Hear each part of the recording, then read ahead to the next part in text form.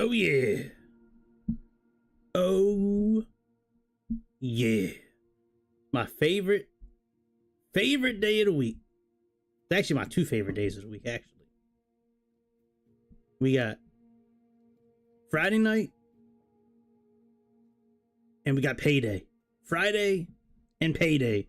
They're my two favorite days. Just bear with me 1 second. My computer's giving me a little bit of an issue. As soon as I can actually interact with my computer, I will show my face. Hopefully everybody's having a good start to the weekend, man. I love me some weekend. Absolutely. I'm so good at loving the... All right, why is OBS not... Come on, OBS. Stop being a bitch.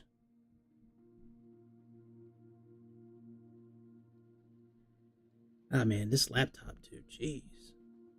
Jesus. Oh, man, I got all kinds of red going on. Jesus. Oh, man. All kinds of red. That'll go away momentarily. Frames missed due to rendering lag. Yeah, skipped frames due to encoding lag. We're at 15% right now. That'll go away here momentarily. That will go away and we'll get back into the green like we normally are. I got nothing else open, which is what I needs to do. YouTube Studio's not working. We get in the air with that. Man, we off to a good start tonight. Good Lord. Come on, computer.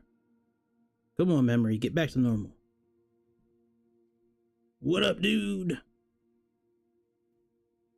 Happy Friday. My two favorite days of the week. Friday and payday. My two favorite days. I'll be starting here in a minute. I'm just waiting for OBS to kind of give me the green light that my computer's operating properly right now. The memory usage is going back down to where it should be. Right now it's all on the red, and I don't know why. I don't have anything else open.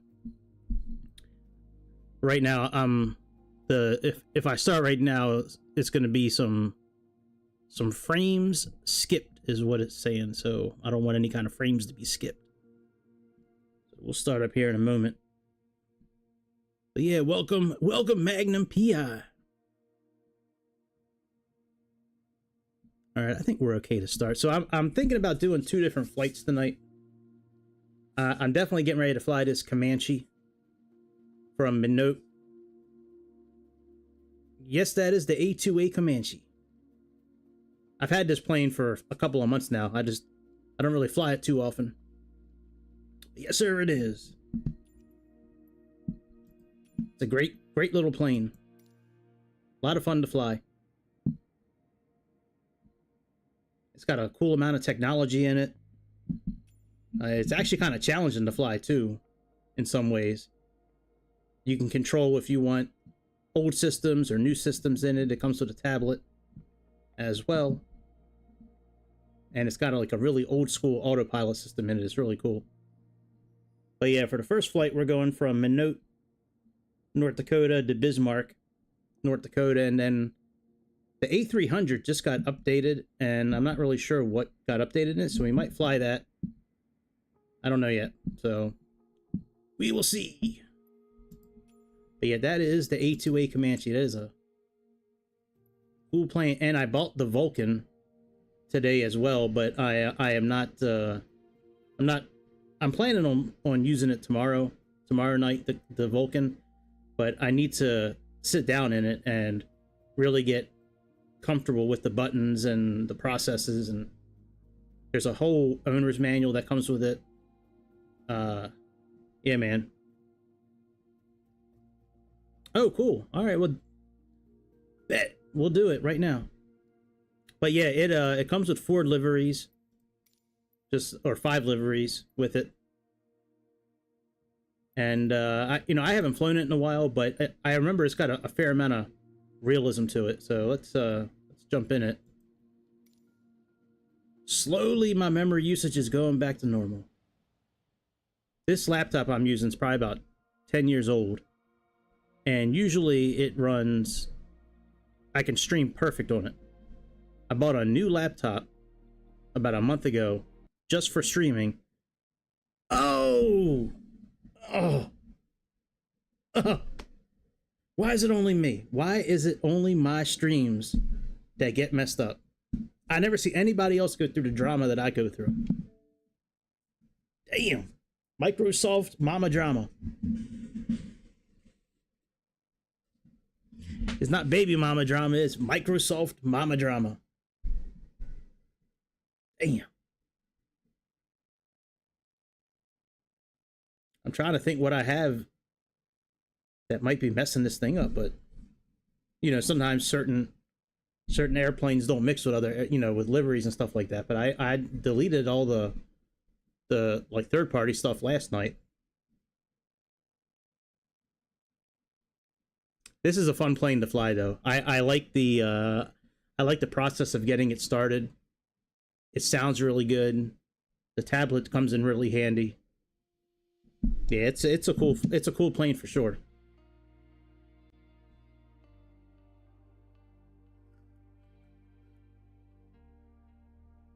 I was looking at the Just Flight Piper PA-28, and it's been on sale for weeks, and I just never pulled the trigger on it because I have so many propeller planes already.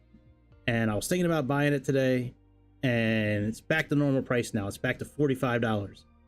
I should have bought it when it was like $25. I was like, man.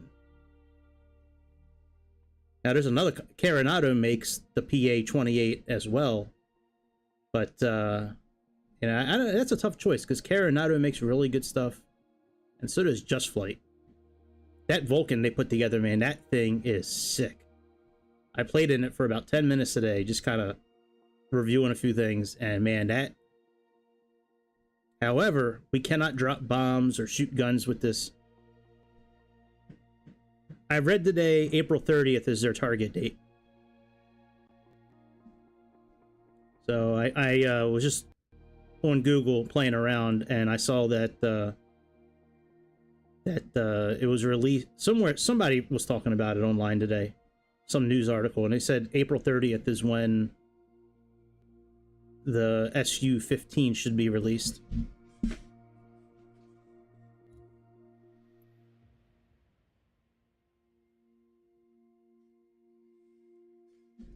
I hope they're right. Been waiting a while for that thing to come out. I might be getting a phone call while I'm on tonight, so if I do, I'm gonna have to mute myself for just a couple of minutes.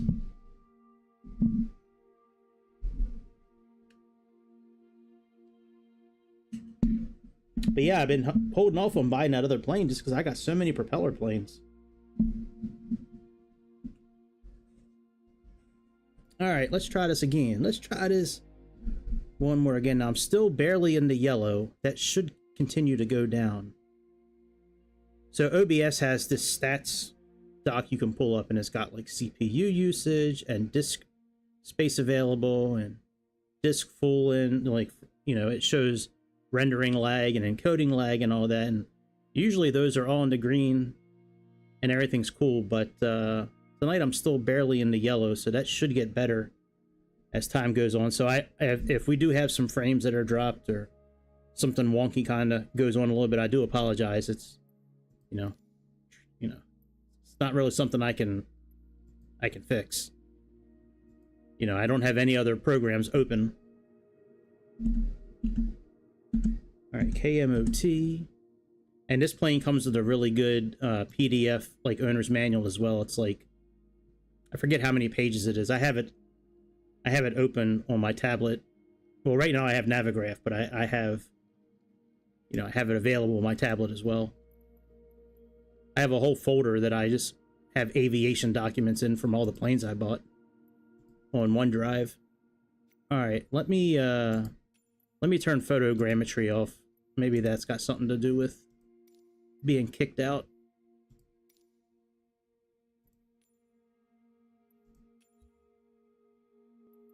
All right, now let's go back.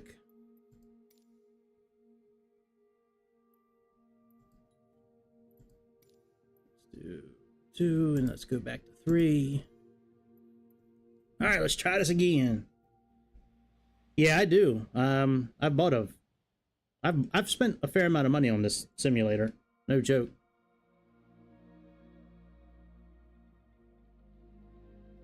But I mean, that's the reason I got this simulator, was because I wanted to fly a whole bunch of different planes. A lot of them were very similar, but yeah, I've probably bought 10 planes probably. I probably spent close to $200 to $300 on airplanes. The most expensive one was the PMDG 737. That was like $70, and I think the Concorde was like $40. But other than that, I really... Oh yeah, Sky Vector is great. Yep. Yeah, I use them when I'm flying in America a lot. Sky Vector is awesome. But yeah, most of the time I put a plane on my wish list, and then I wait for it to go on sale, and then when it goes on sale, I'll usually buy it. It's very rare that I've paid full price for a plane. All right, so the tablet that comes with this thing, you can actually pretty much move it all around. You know, all around this area here. There's a walk around you can do. All right, flight info. You know, I should probably do all this from outside the airplane.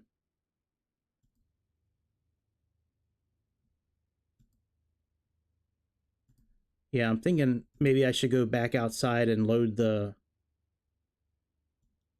flight plan from outside, because I don't really want to use these Garmin systems. I'd rather use like the old systems.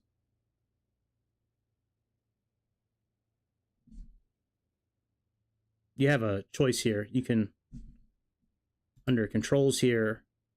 So under controls here, so you can do, you know, GPS, no GPS. You can operate all the headphone feature is really cool. It really dulls the sound of the airplane. You know, all your electrics. I believe this is for like the towing bar. All your lighting, you can put it on jacks. You have an engine heater you can use. You can operate the autopilot from here. Cockpit persistence, I like that. That's where, if you turn that on, that'll leave all your settings will stay for this airplane when you jump out of it, and then next time you jump back in, they'll still be there. And you can also set it by the livery. You can set the turbulence, the wear rate of everything, the failure rate. You can set your fuel and your payload from here, and your center of gravity as well. I thought you could change the propellers as well. Inspect, overhaul airframe. You can change the way the airframe looks. You can make it look used or from an auction. Here you go. You can change your propellers here. Macaulay or MT propeller. When your engine's running, you can look at your engine from here. You can choose your spark plugs. You can choose the level, the type of oil. You know, depending on the weather, you know, you need different viscosity for the type of weather you're in. You have your engine analyzer here, your electrical system,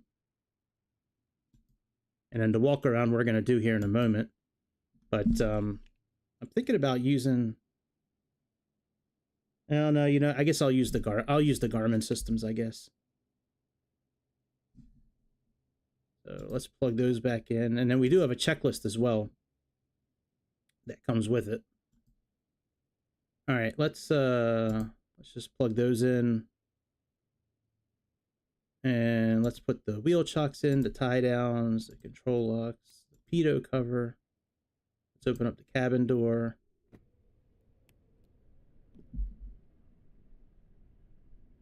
Yeah. Yeah, I think you can. Yeah, I think if you leave too many things on, the battery will drain out. All right, park and brake, battery, magneto. All right, let me look at SimBrief here and kind of see what it thinks our payload should be and all that.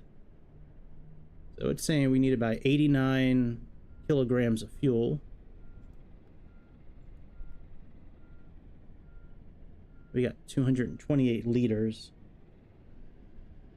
I'll probably just leave all this how it is. All right, and so we got nobody in seat 2, but we got seat 3 and seat 4. That's fine. I thought there was a GPU available. Maybe not.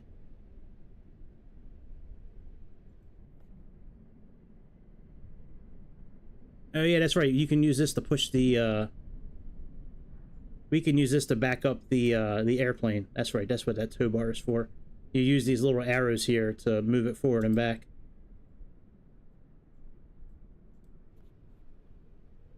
All right, let's do our walk around, and then we'll get it started, and then we'll head out. So let's go to walk around, and it kind of gives us a path here to go. So we start here, and then we go here, and then we go all around. So let's go ahead and start up. So we gotta check the wing. Why is this not working properly?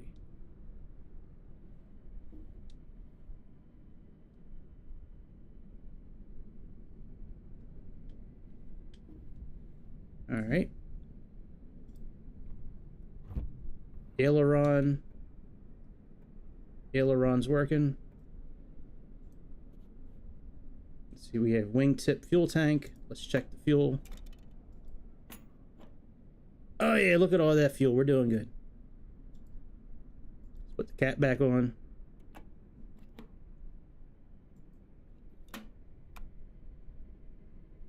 All right. Now we can wingtip fuel sump. Yep, we can check the amount of water. I forget exactly where to click on here. There we go.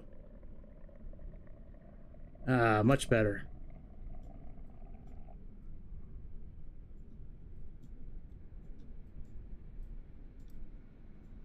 Hello.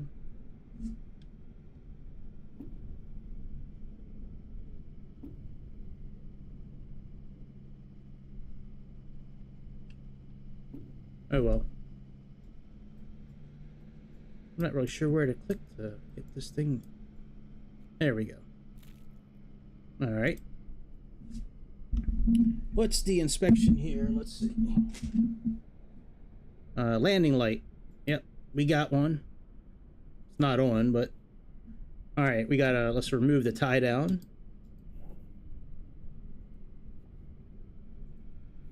I guess we could remove the wheel chocks too, but it doesn't say anything about wheel chocks yet. So what's here? Main fuel tank. We can open up this one as well.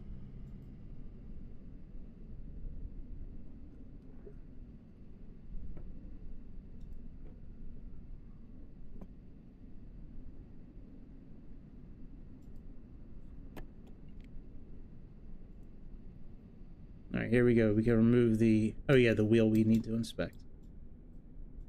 Yep. All right, let's remove the wheel chock.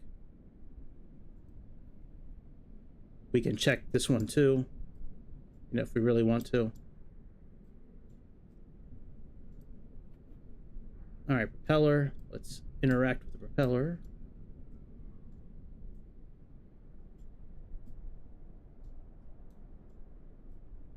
Not sure why. It's been a while since I've played with this. Maybe I can't use the mouse on this. Oh well. Here's another. We can check the oil. Yeah, here we go. See, it tells us the engine viscosity. So if we're below 40 degrees Fahrenheit, we need 30 viscosity. If we're below 10 degrees Fahrenheit, we need 20. And above 40, we need 50. What is the temperature in Minot right now? We are -3. So we should probably use SAE 20. So we'll switch that when we get back inside. Actually, we could probably switch it now. Let's switch to airframe. All right, engine, new, inspect. All right, SA. Oh, we do have 20 in there right now. SAE 20. 2540.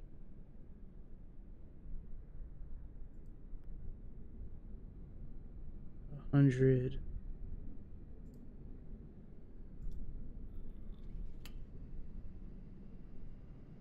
Yeah, we'll leave this 20W in there. All right, let's close that up. Let's go to our next part. We got another fuel tank we can check.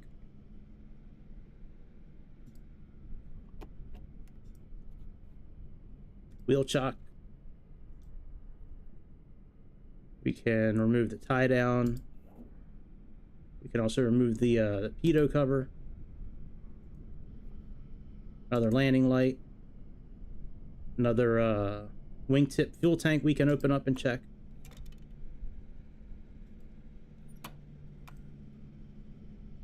Another fuel sump we can check.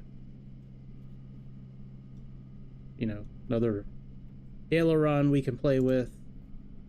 Another flap. Here's our baggage static part. I thought this was a baggage compartment that we could open up. Maybe that's coming up. All right, elevator and rudder.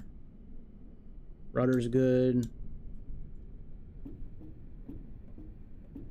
Elevator's good. Let's remove that tie down. All right, nothing there. Yeah, oh yeah, here's the baggage. Baggage is already in. Sometimes the baggage is out and we have to put the baggage in. Like this. And you can actually see the airplane go down when we put the baggage in. It's really cool. Watch. You'll see it kind of bounce.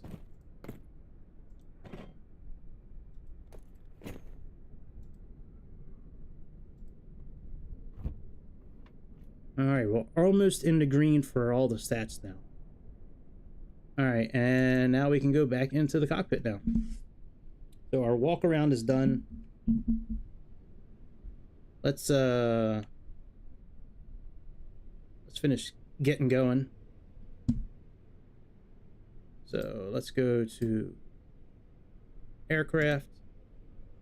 Oh, I'm sorry, let's go to controls. Let's close the cabin door. Let's remove the control locks. And let's go to our checklist. All right, pre-flight, passengers, seat belts, control locks. Those were just removed. The park and brake is set. The gear switch is down. Flaps are up. All right, circuit breakers, they're all in. The circuit breakers are like all around this bottom part down here. All right, rotating beacon is on. Let's put that on. Oh, one thing I like about this plane too, so you have your autopilot disconnect, and you can also engage your altitude or disconnect it from here. When you click on the yoke and remove it, those buttons are still here. They're just down here on the bottom now. All right, rotating beacon is here. Let's go to engine start. Fuel selector, let's select the tank. So let's put this on. Oh, it's already on. All right, fuel tanks are already on. Mixture, let's set that to rich.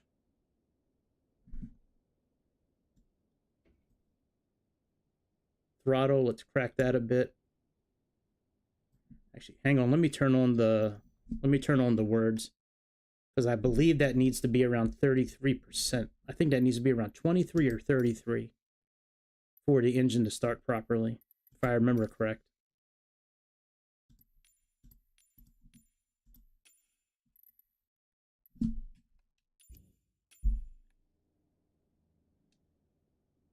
Let's set it to 23.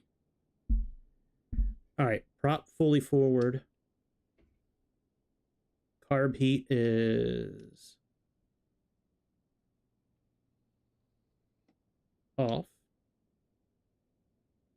All right, master switch on.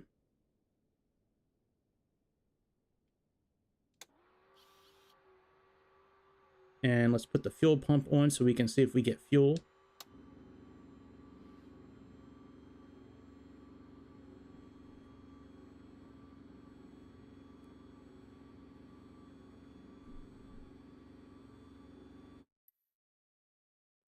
With Wi-Fi or Ethernet? I'm connected with Ethernet.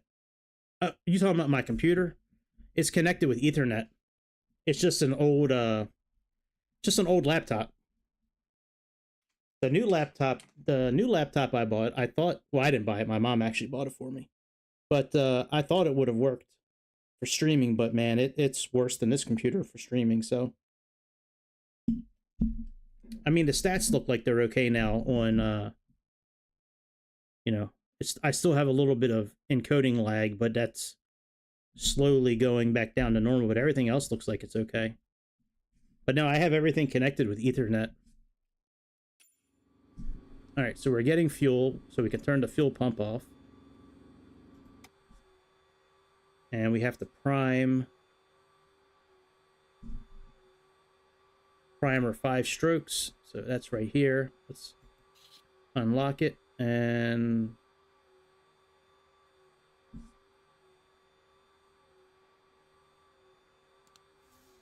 we got 1, 2, 3, 4, 5, and let's lock this. And then mags turn to both. And then we'll push the starter button. Yep.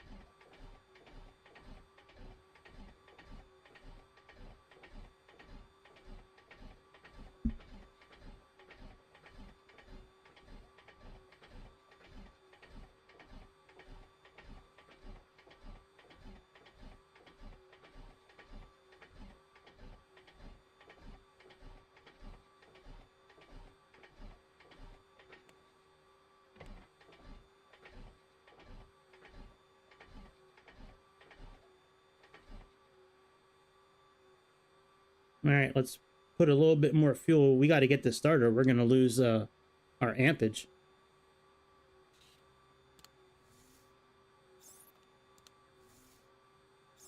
All right, let's put our fuel pump back on.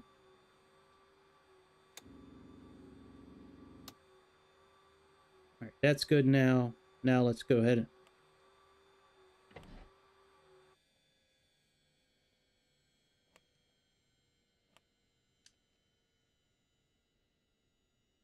No. All right, I think we need to do a couple of things here. Let's go ahead and... Where is what I'm looking for?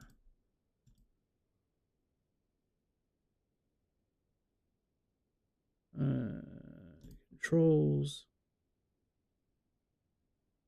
All right, let's turn that off. Let's turn our battery off right now.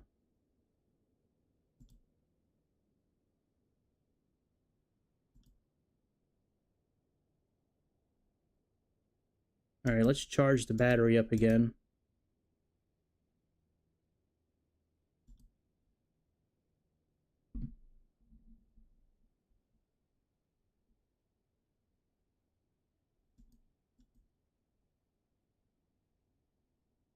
Yeah, I don't think they have a GPU. You know what? Oh, I can, I don't think there's a GPU,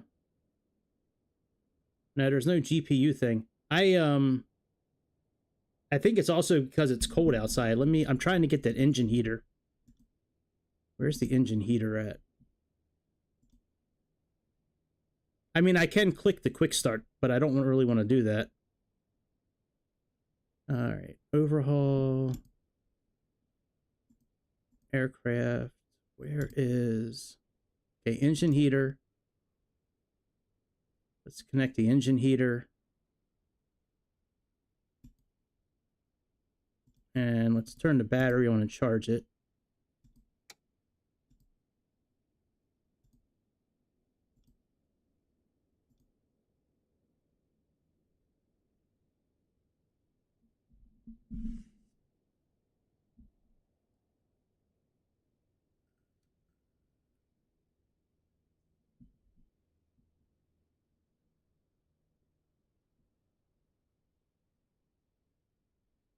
Yep,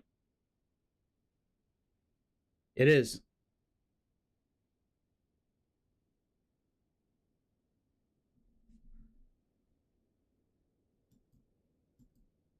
I mean, I could always restart it. You know what I mean? Like,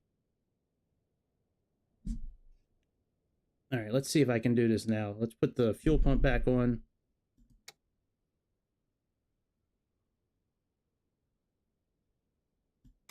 We're still dead. All right, let me restart.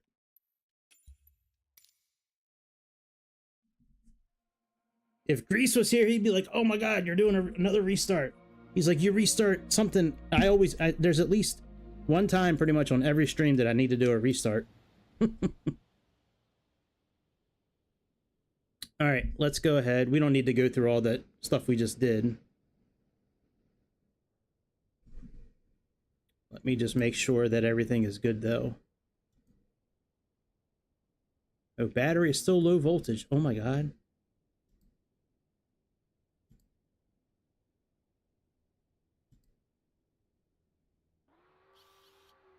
Okay, now it looks like we're okay.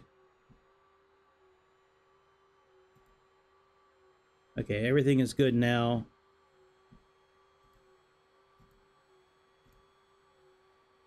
$20 massive overhaul. Okay.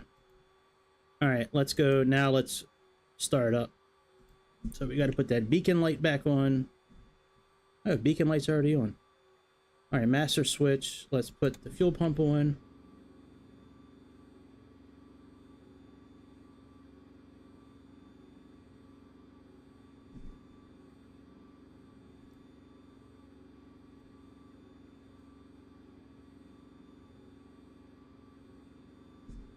All right, that's good.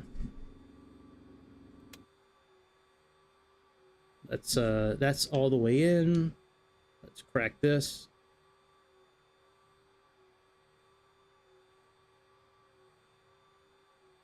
And now let's prime this 5 times.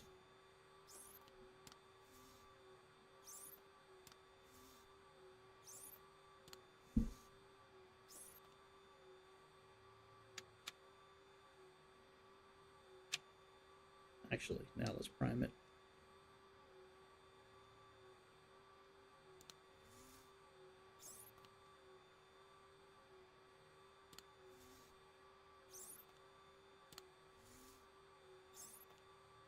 Yo, that's cool, man. Very cool.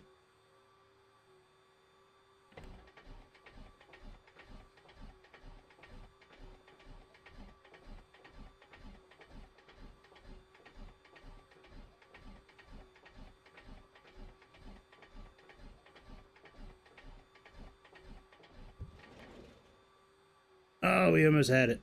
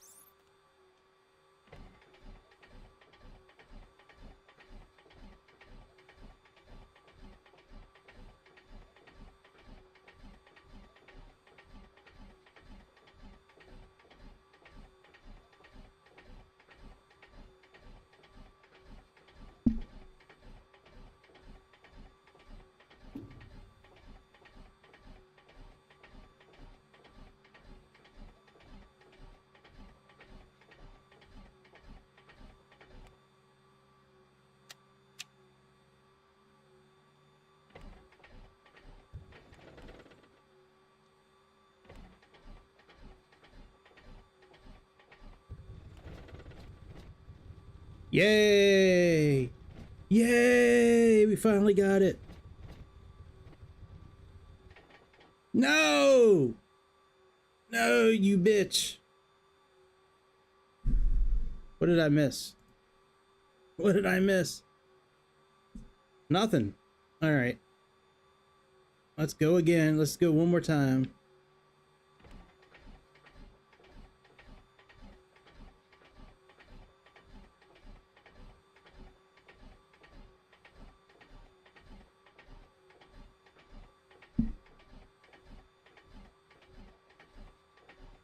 Yeah, that's what I was thinking. 'Cause I had the engine heater on. I had the engine heater on for a little bit. Where's the engine heater? Yeah, the engine heater's on. Let's recharge the battery one more time.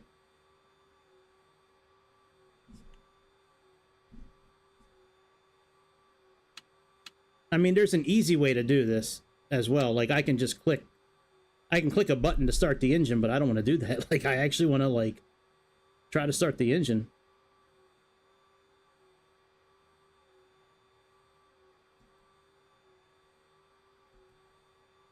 All right. Let's just overhaul the engine and do this again. All right. Turn this off. Turn that. Put the fuel pump back on. We're getting fuel. Mixtures are in. Let's crack the throttle. All right. Let's put this on both. And now let's prime this again. That's cool travel, man. That's a cool flight. All right, let's do this one more. Let's do it.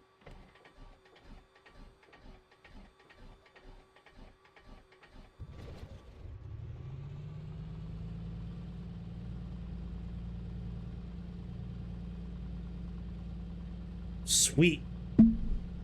We just needed to overhaul the engine. That was it. All right, our RPMs are okay. They're around 1200.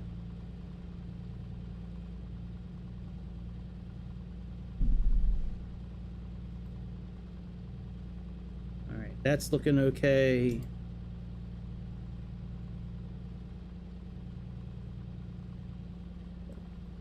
Let's top up our oil. All right, very good. Now, so for taxi, okay, primer, let's lock the primer.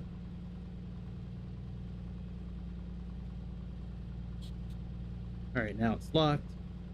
Let's turn the avionics on.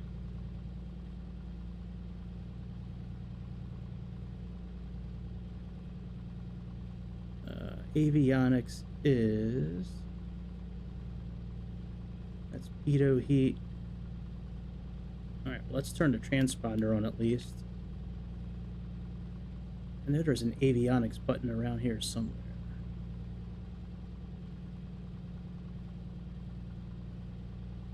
Master switch, nav lights, pitot, primer, landing gear. Oh, here we go. Avionics master. 9 primer pumps. That's right. Needed extra pumps because it was so cold outside.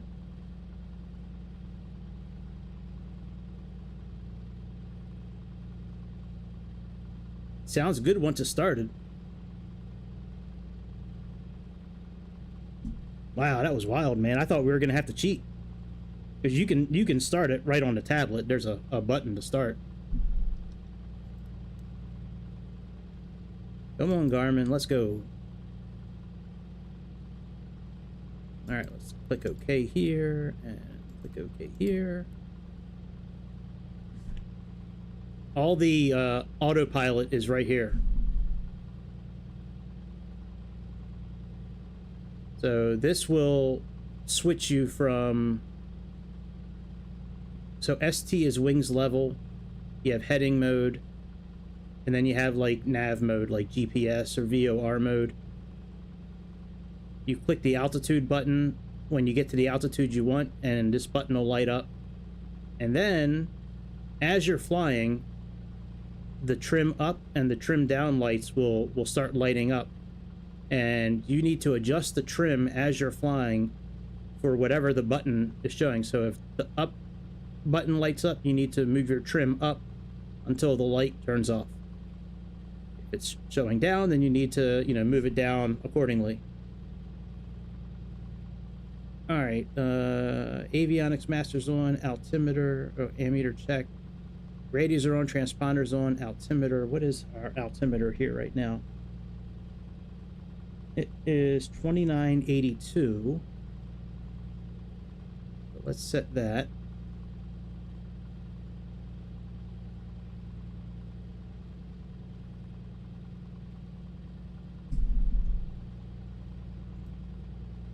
Now this situation here, it should show you the right the right fuel mixture, like how to lean your engine. Like it should show it while we're flying, but we have to be at a specific pressure, a specific RPM. Like everything, it's got to be a very specific situation up here to get that to show up. I don't think we're going to be flying it high enough to really worry about that. We're only going up to like 5,000 feet.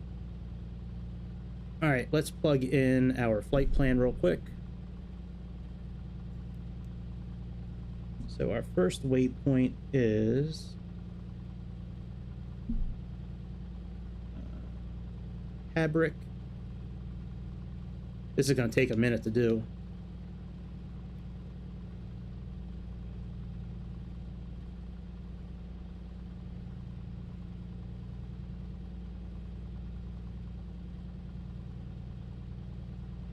Oh, Pabic. Eabic.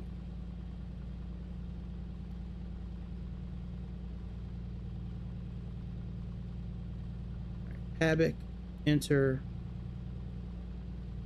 and then we are going to TERTL.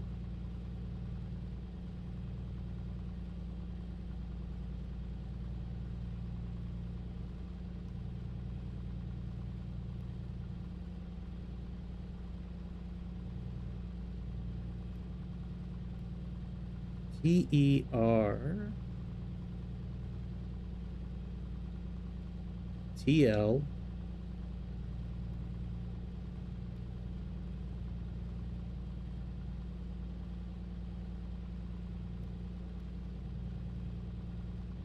all right, let's plug that in,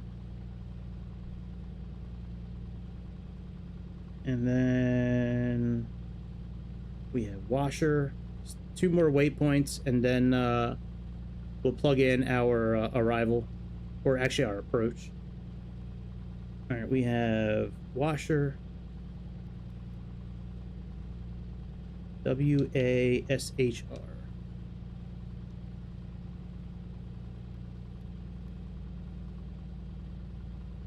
I'd rather use just VOR stations, but there's not many up here. So we're going to use this good old Garmin system tonight.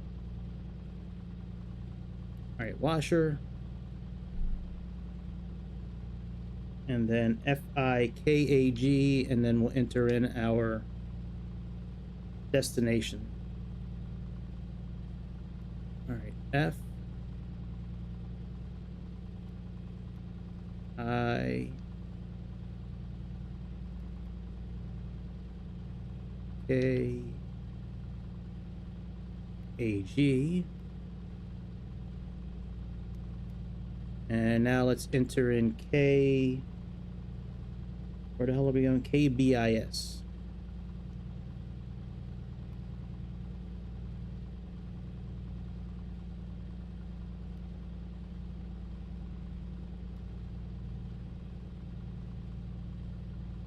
Well, that'd be something, flying this plane to Thailand. That'd be cool.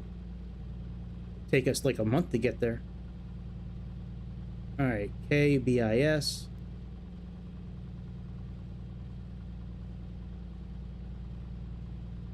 Yeah, Pabic, the KBIS, that's fine. And let's go ahead and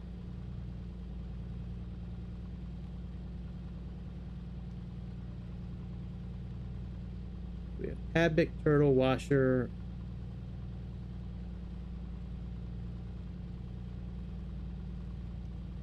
All right, let's do our procedure.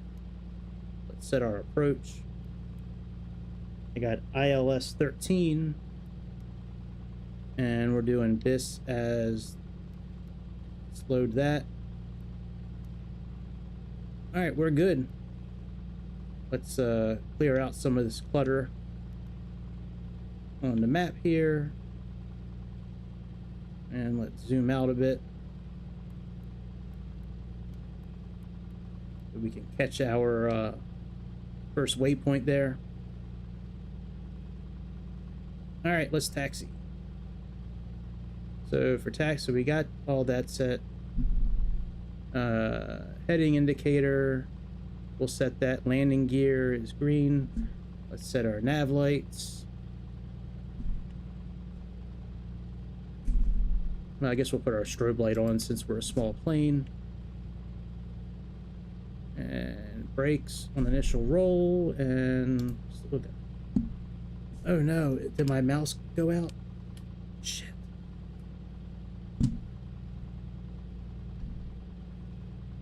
Why is my mouse not working?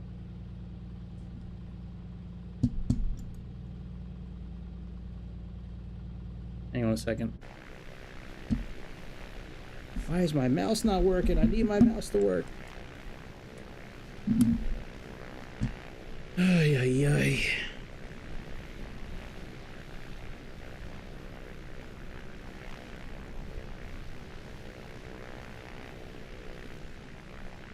I could probably get away without the mouse working, but...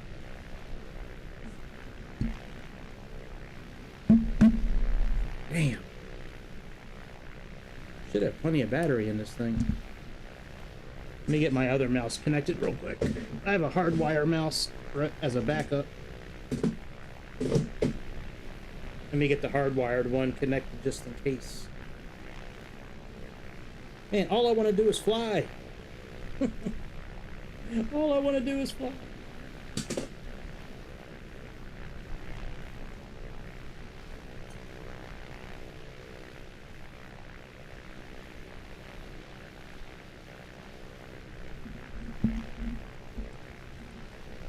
Yeah, that one's not working either. Oh well.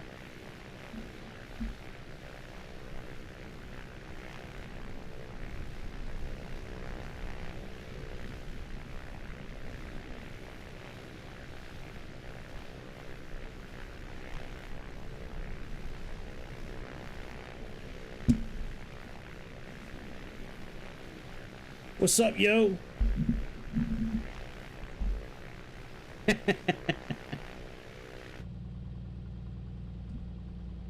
Yeah, I don't know why it's so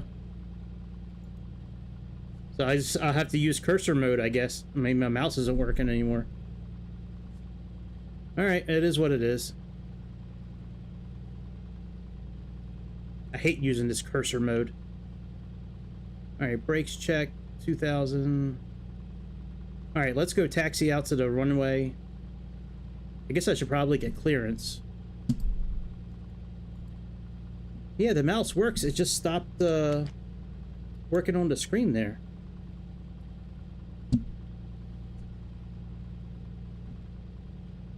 God, that's so stupid. All right,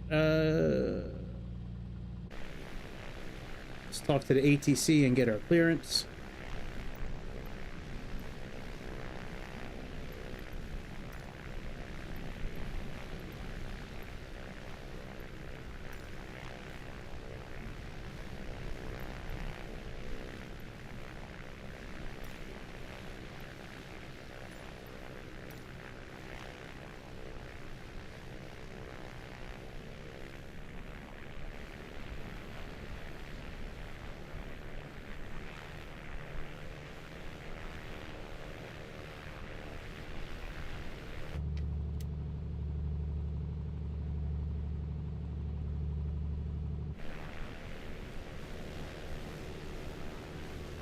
Oh, I still have a tie down. Shit, hang on a second. What am I still connected to?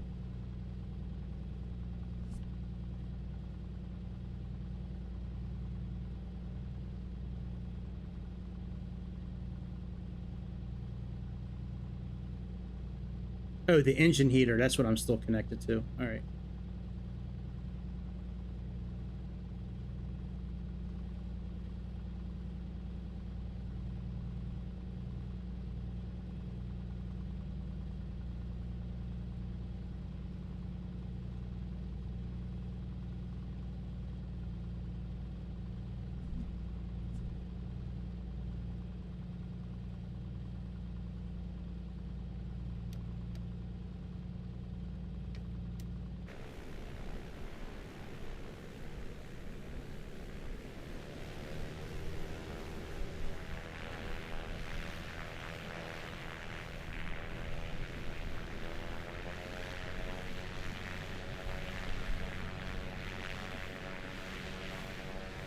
Hello, why am I not moving?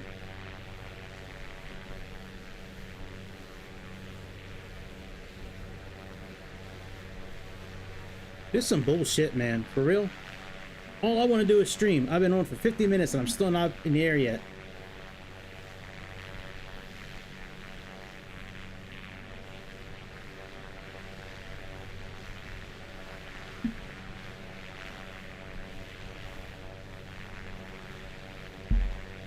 I might have to restart again.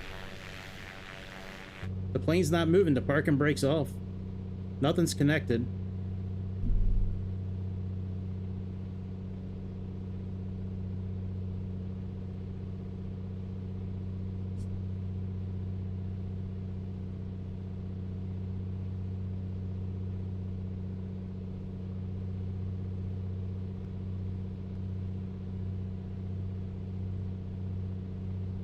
Yeah, nothing is connected.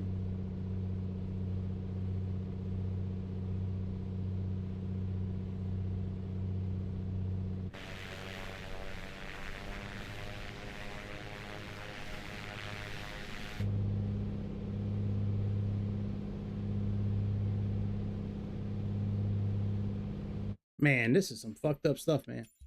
All right, let's try this one more time.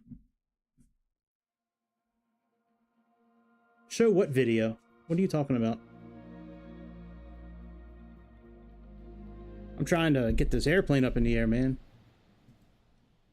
Actually, hang on. Let me restart the whole thing because my mouse isn't working right now. Fuck, man. I just want to fly this plane. I just want to fly. I get it going. Everything's good to go, and the plane doesn't move. I think it had something to do with my mouse not working. Let me plug in the hardwire mouse.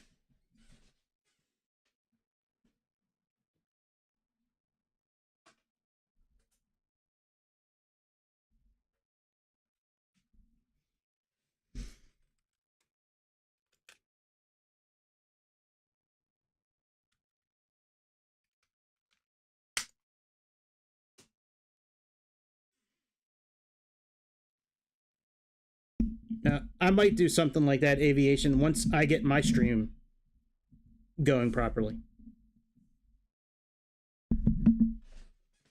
I mean, I'm almost an hour in, I'm still not in the air yet, so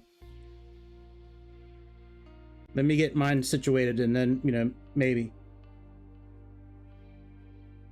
But probably not, because the laptop I'm using doesn't do very well when I start opening up other windows. Like, I can't really open up any other programs or websites while I'm streaming, or it'll like cut my frame rate in half and start making my video lag. So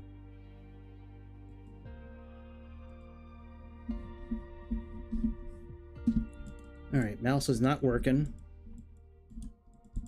Steel. And I'm getting a phone call. Jesus Christ. My fucking life. All right, let me mute myself so I can take this phone call. I'm still going to continue to work, but I'll be, you know, I'll just be muted for a minute or two.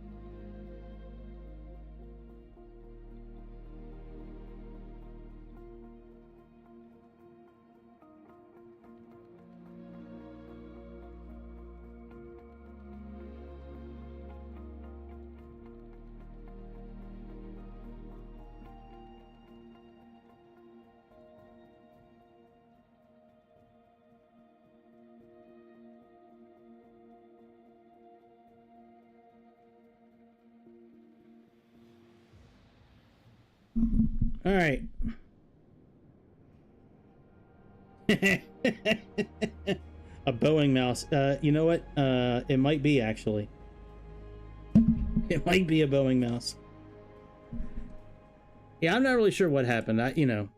Who knows, man? It seems to be only my streams that really get messed up, man. All right, well, shit, we're already running. We might as well just go then. I mean, do we really need to restart everything again?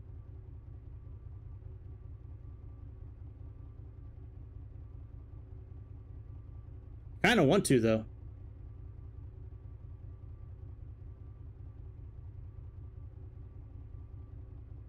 I kind of want to restart, like, from a cold start again. But we already did it once. Let's just get out of here and go. All right, headphones.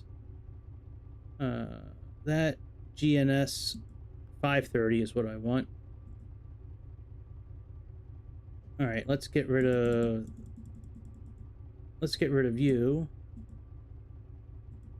And let's put 2 people back there.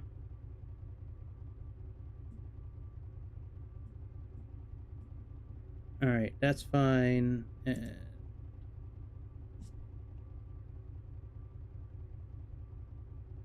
all right, let's go ahead and put in our flight plan.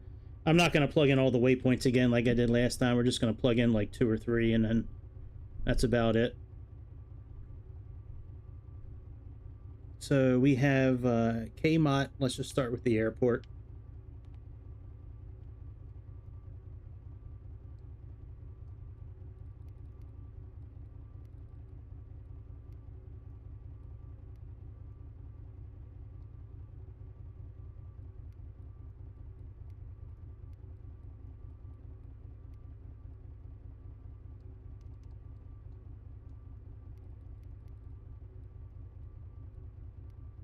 I'm just going to plug in 1 waypoint this time. Oh yeah, I pretend it started. Yeah, you know what, I might have to do slew mode, but like nothing was working really though. It wasn't just like the plane. Like my mouse wasn't working, the controller really wasn't working. It seemed like it was just something with the Xbox. I don't know. Yeah, I use slew mode periodically if I get stuck. Slew mode is pretty cool. I like slew mode. That's a really good tool they got for this. All right, TERTL, and then we're gonna plug in our airport. Of course the engine goes out. What? Why would something be easy with this airplane tonight?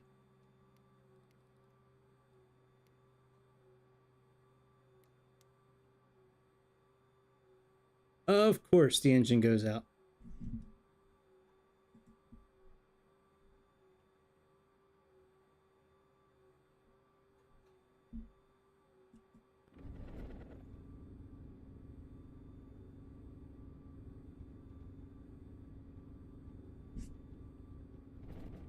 And the Garmin system's back out again. Motherfucker. And the plane goes back out. What the hell is going on with this damn airplane tonight, man? Oh, maybe because the throttle's at 0? You think that has something to do with it?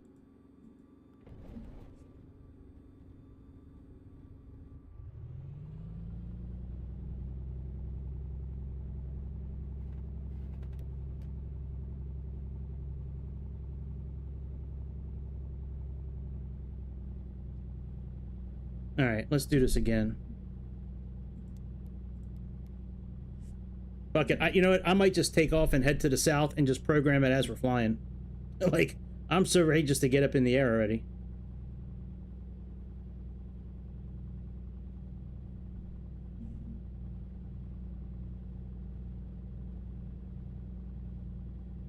Oh, did it keep some of the flight plan? Oh, thank goodness.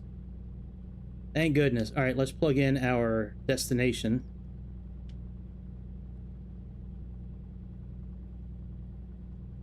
I can't remember the last time I had like trouble with this plane. Like I've flown this plane a few times.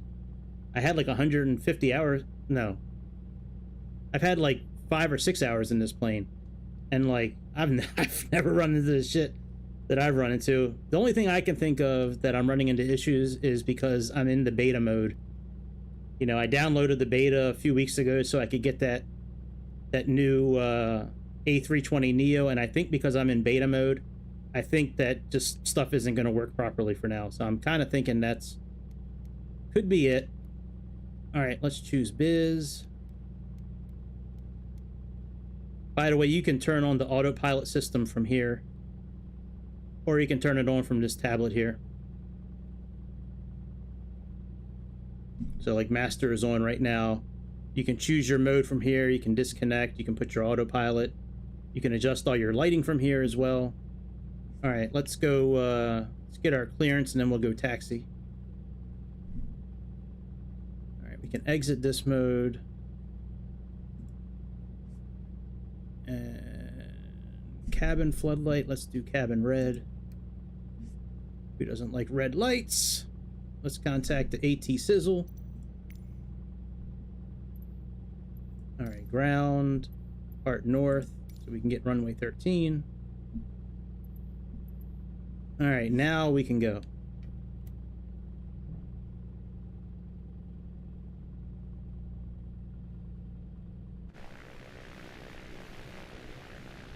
Now we're finally moving. Yeah, it's like -3 there right now.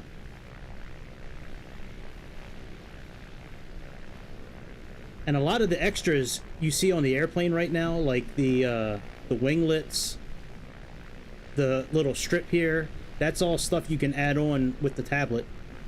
So if you don't want those little winglets or that like strip on the side, you just turn it off on the tablet.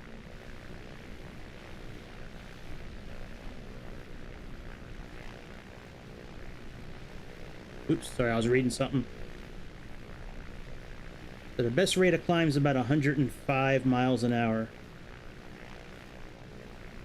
And according to SimBrief, we need to go up to about 5,000 feet tonight. But I did say last night that whatever flight we're going to do, we're going to treat it like a bush trip. So we're probably going to stay at like 2,000 feet above ground or something like that. We'll just kind of hang out low to the ground tonight. Yeah, man, she's finally moving. Only an hour to get going.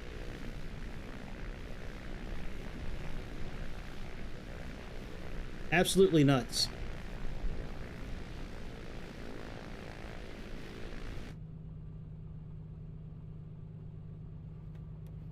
All right, let me look at the checklist real quick. Normally you wouldn't just stop here, but it's a simulator, it's okay. All right, flight info, checklists. Oh, let me make sure the METAR is okay. 2979.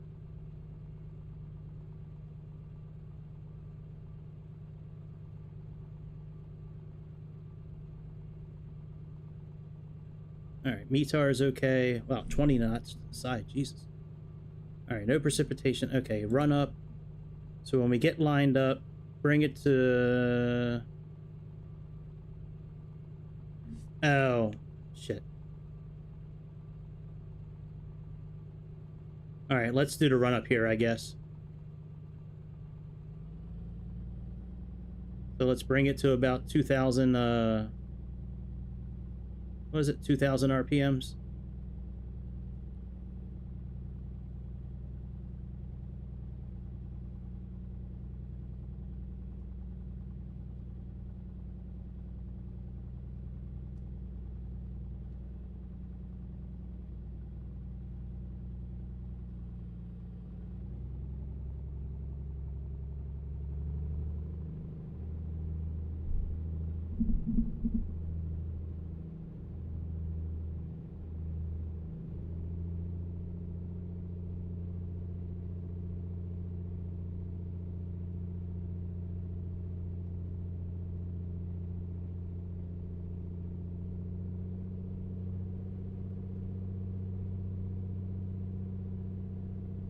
You really don't know what's going to happen next with this plane, man. It is something else with this plane. All right, so about 2,000, and then drop one of the magnetos. So let's see what happens.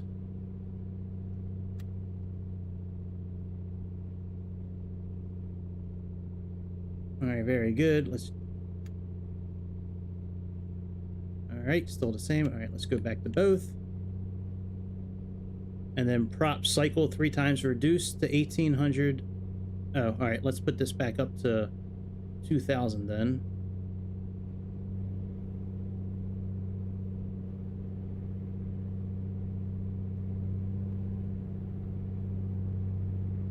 All right, now let's remove the prop back down to 18. Oh shit, hang on a second. Let's put the prop all the way in. All right, now let's move this.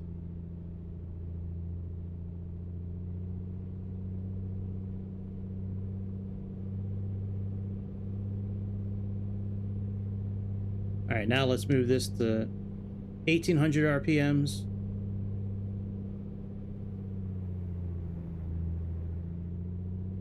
Do that 3 times. That's once. Twice. And let's go a 3rd time. All right, 3rd time, there we go. Let's move this back down to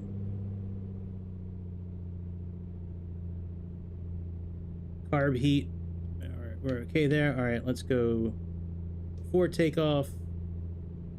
Doors are latched, flaps as desired. Fuel selector tank, fuel pump is on. Let's put our landing lights on as well. Pitot heat's already on.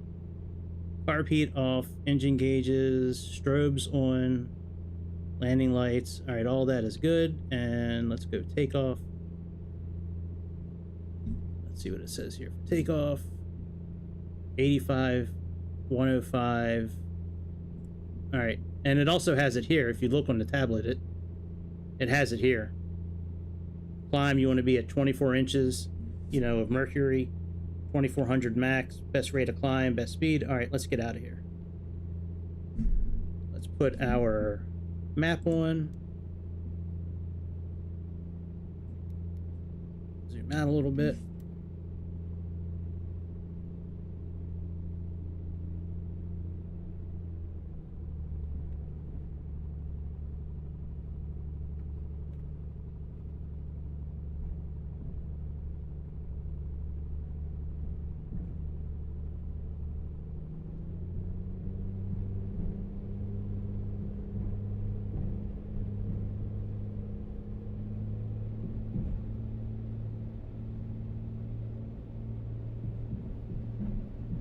Hang on, let me lower the volume a little bit. You know what? I'm actually maybe ready for a fiery twisted death tonight with this. I'm actually okay with that.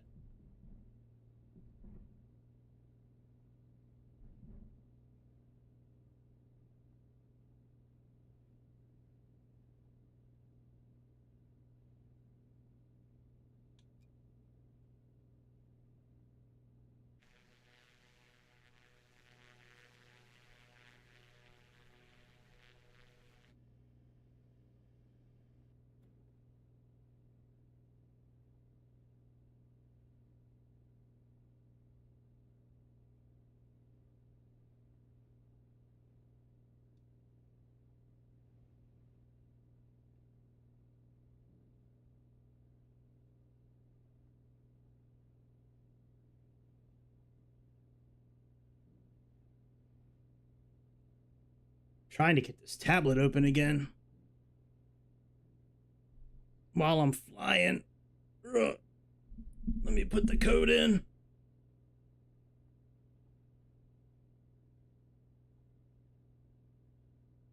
All right, now I got the code in. Now I can focus on flying.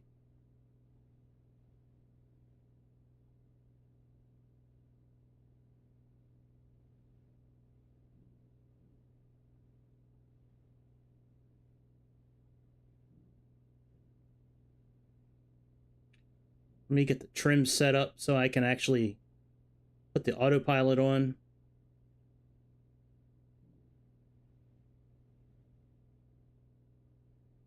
All right, let me put the autopilot on. That'll put us wings level. Let's adjust our heading. And let's go into heading mode. Adjust our trim some more. All right, what does it say here? Max 2400 RPMs.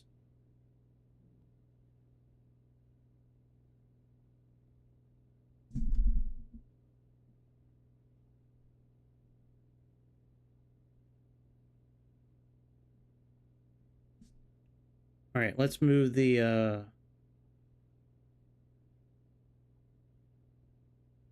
right, let's leave this altitude here.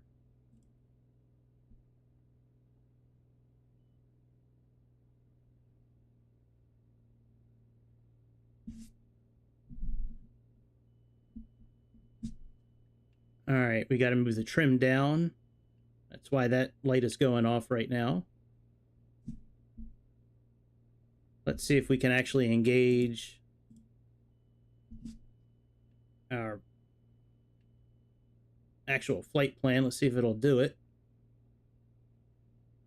And cruise a max of 24 inches, 1800, 2400.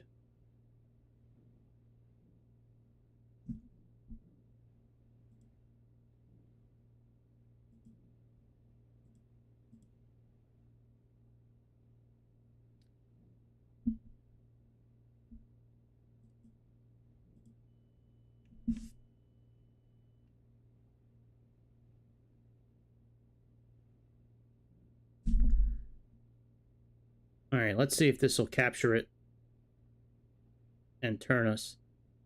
I don't think it will. Oh, I might be wrong. It might be turning us. Yes, I know. I was into Vulcan for a little bit today playing around. I bought the Vulcan earlier today, and I've been playing with it a little bit, but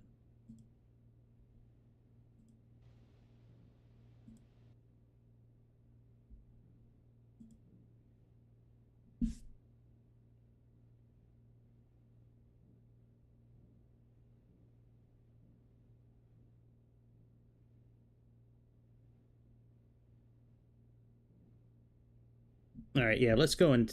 Oh, no, it's actually got us.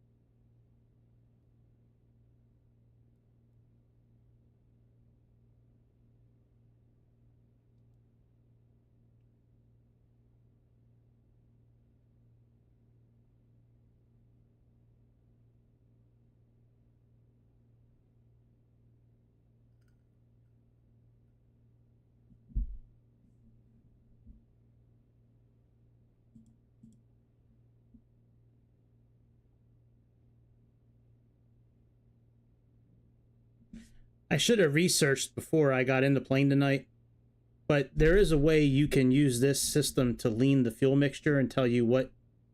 But we need to be at a certain situation here, and I really forget offhand, but you can actually use this system here to lean out the fuel mixture, but I don't really think it needs to be done because we're only at like 2,600 feet. Usually you need to be like 3,000 feet, 5,000 feet or more. So I know you have to push in like 2 of these buttons at the same time. Yeah, there's a, it's a, I have the info for it. I just, oh yeah, that's right. I remember in this airplane now. What did I have to switch here last time for this to do this?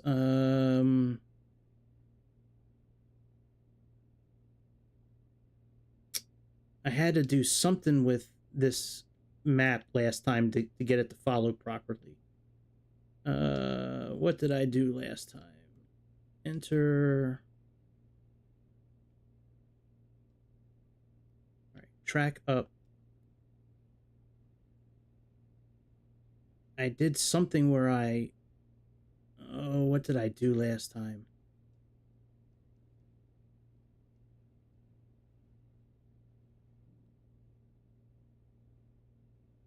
No, not that.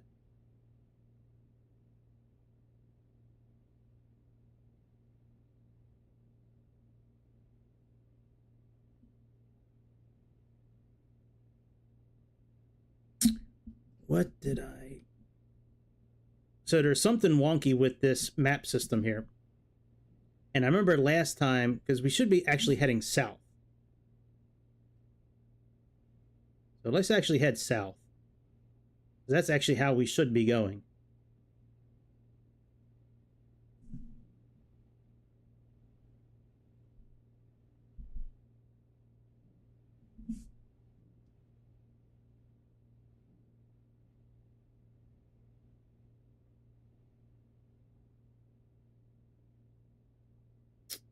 What did I have to adjust last time?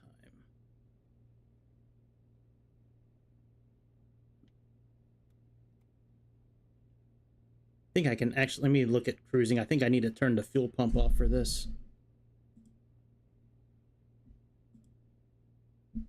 Yeah, fuel pump off.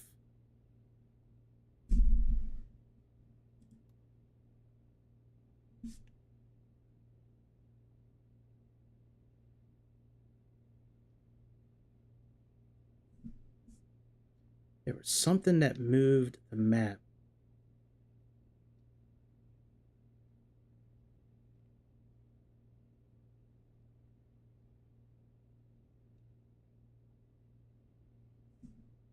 What was it last time?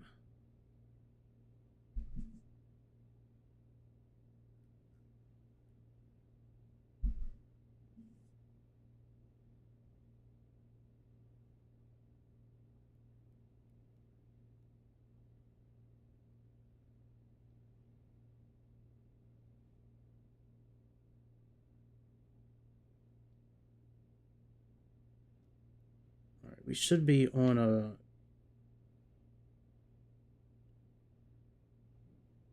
Let's see here.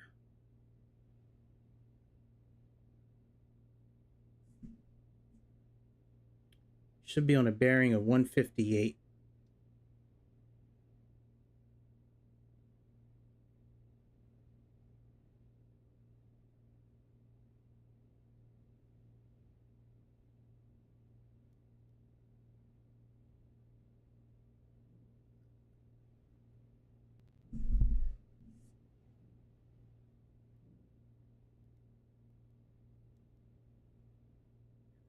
Map.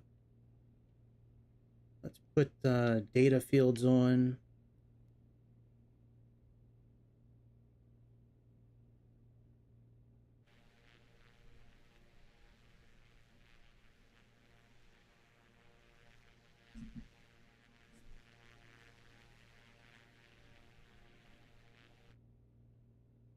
See, let's go up a little higher, I think. Let's turn altitude off.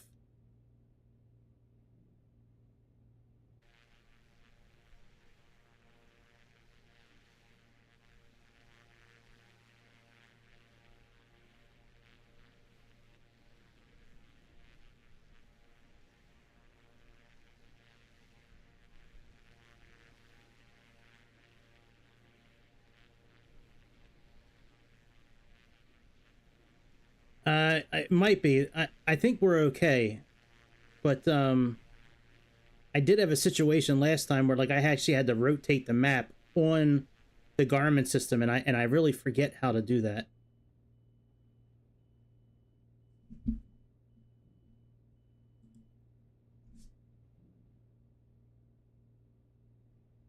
I think we're okay. I want to get a little higher in altitude first, and then I'll look into it. But yeah, there was a way to rotate the whole map. I don't think it was CDI. It might have been. I'll have to look. I'll have to play with it a bit. Yeah, there's a bit of a learning curve with this airplane for sure.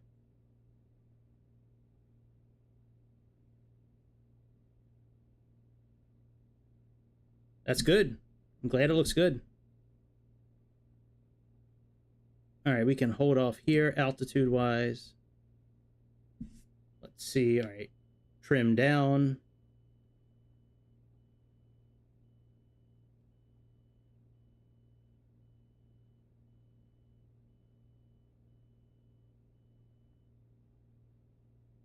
All right, trim down.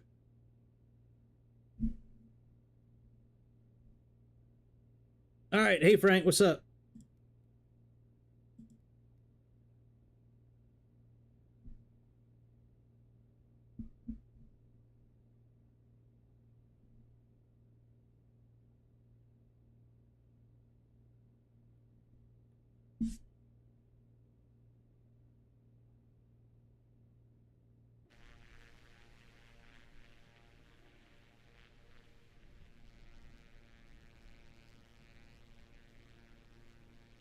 It's a tough little plane, man. I'm telling you.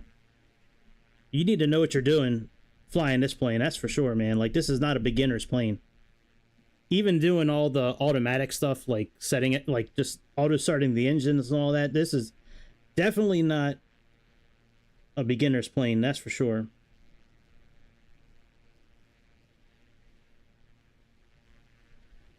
I really wish I would have looked up the that touch system first to lean out the fuel mixture. Yeah, fine lean mode.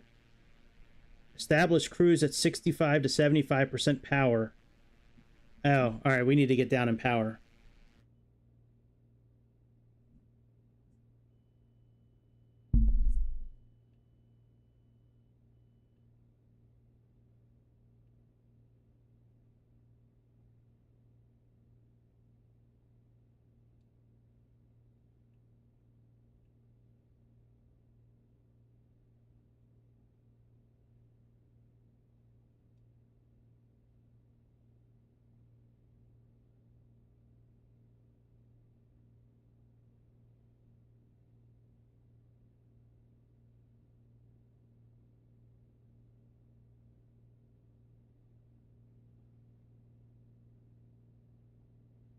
All right, so we're at 66%, 67, max 24 inches. All right, that's fine.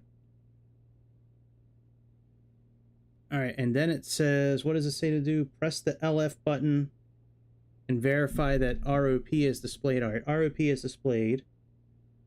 Lean mixture around 5 degrees Fahrenheit of EGT. Now let's try pushing it again. Oh, here we go. EGT is... All right, let's try this one more time. LF.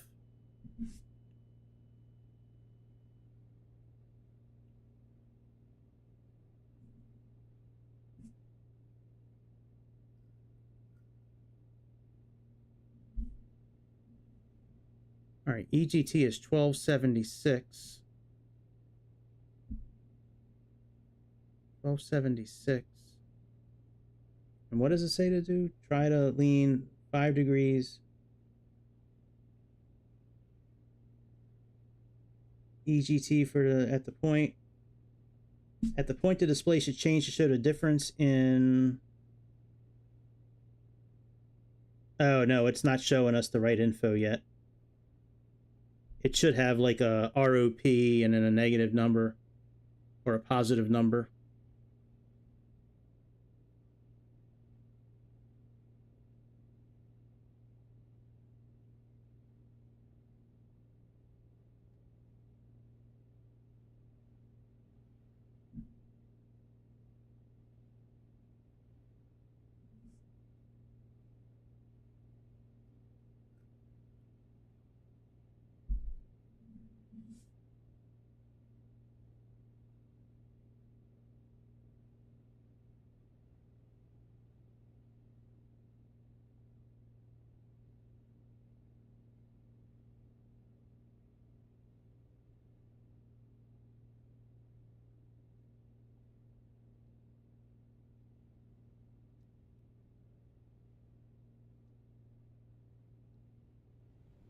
Oh shit.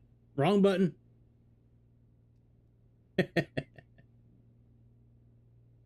Alright, there is a map button though that...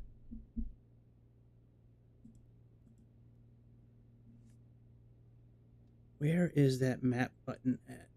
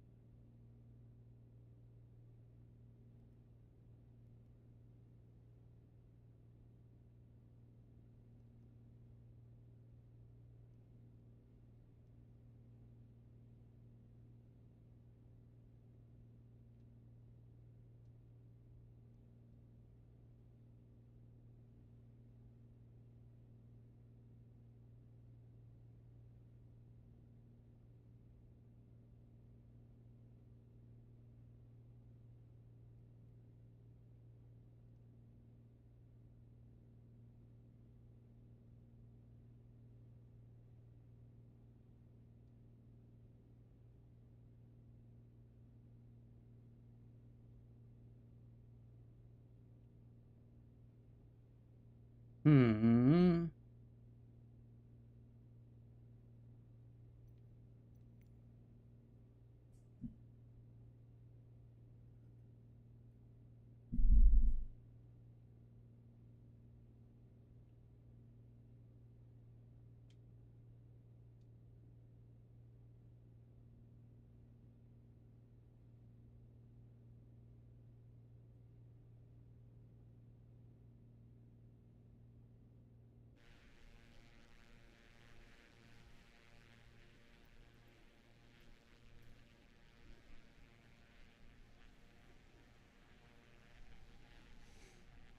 Oh boy.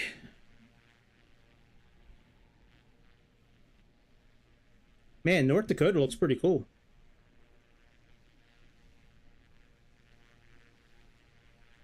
Boy, this has been a difficult flight so far, man. I'm telling you. Wow. I really need to practice on some of these airplanes before I like jump back into them. You know, I switch in and out of planes so often that I kind of forget some of the intricacies of some of these planes, and some of these planes are like you really need to know like how to work them.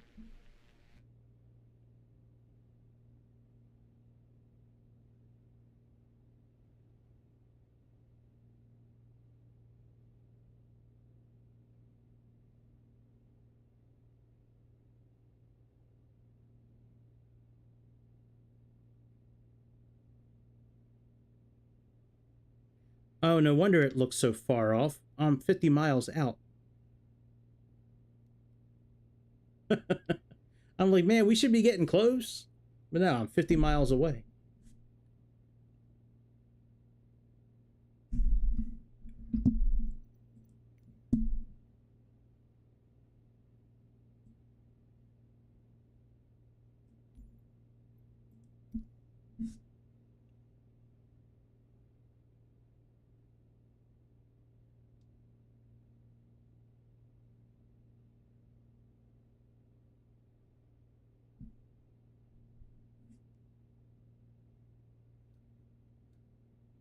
Yeah, I don't think our altitude is high enough for that lean tool to come into play. So we need to be at like 65 to 75% power. And I don't think we're gonna. I think we're too low of a altitude for that to really start working.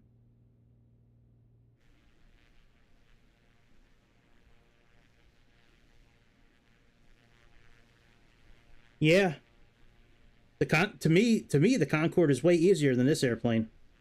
Absolutely, absolutely. I don't know why, but it is. Yeah, I can't tell you, my brother. For some reason, Concorde is way easier for me than this airplane.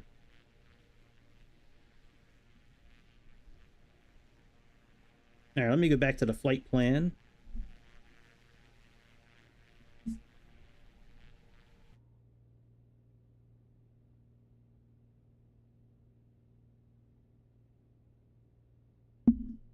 This plane, some of these little planes, they have so many features in them.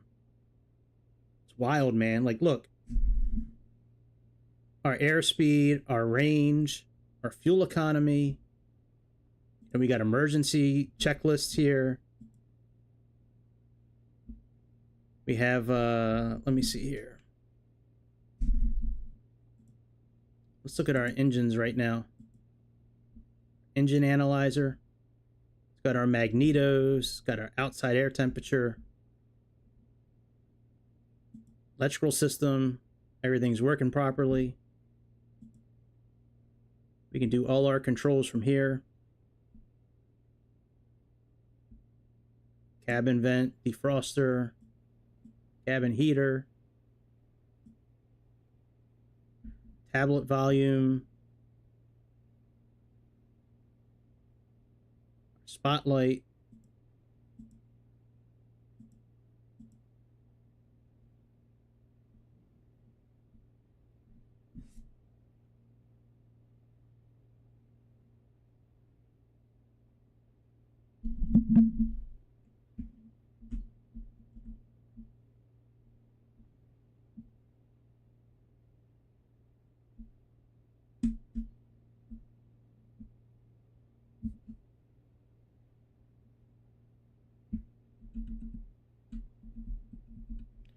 Yeah, you know, these little planes don't usually give me a problem, but I remember when I first got this plane and I first started trying to fly it, like it was difficult, man. This is a difficult plane to get the engine started, depending on the temperature outside, and there's a lot of intricacies with this particular plane. Once you get going, it's okay, but sometimes getting it going is an issue with this plane.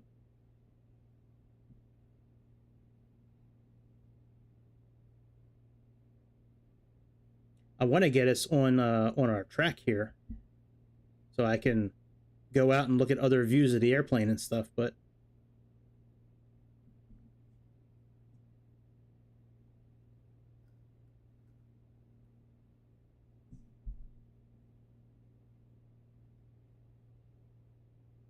let me get lined up on the heading here, and then we'll put it in nav mode.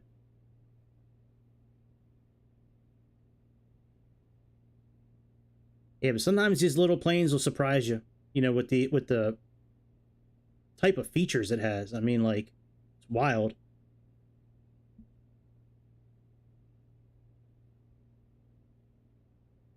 This one, the Piper Meridian, I mean, just, you know, and sometimes these planes here are way more difficult to fly than the ones with all the high-tech equipment. I think like the easiest little plane to fly is probably the PC-12 or that Mitsubishi. I would say out of all the little airplanes that I have, this one's probably this one and the de Havilland Otter that I have. That one's pretty difficult to fly too. That one's so old school. It's got like the levers like above your head and everything. I mean, like that one is that's a wild little airplane. That the Havilland plane I have. But yeah, I plan on practicing with the Vulcan tomorrow. I'm hoping I can launch the Vulcan tomorrow night. It might take me a few days to kind of get in the swing of it. I have all the material that goes with it. I've been kind of reading through it a little bit here and there when I've had time today.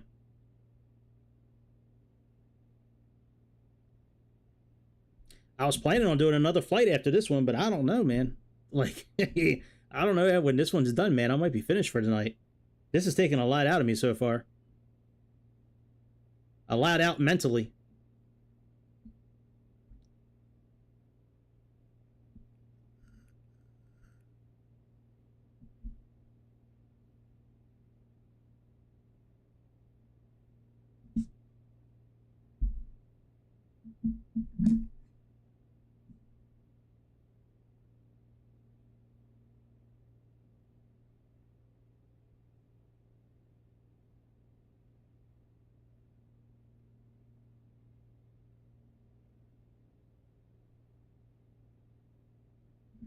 All right, what is the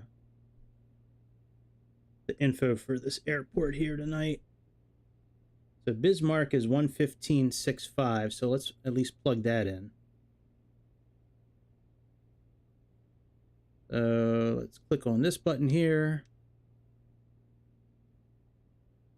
115.65. Let's plug that in. They got 50 miles and 111.5. All right, we already got the frequency in there. All right, very good.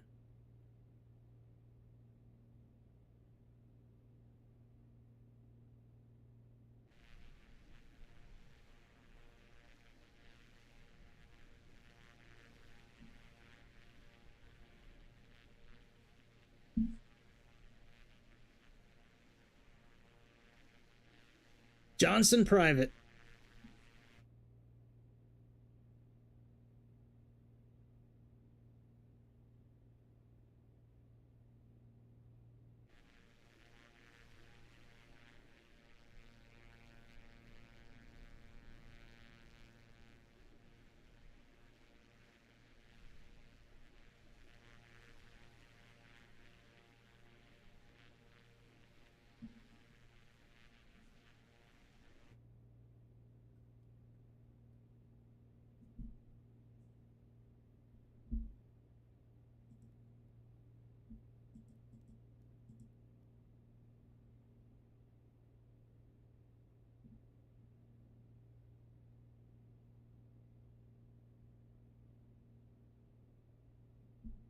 I think they're on.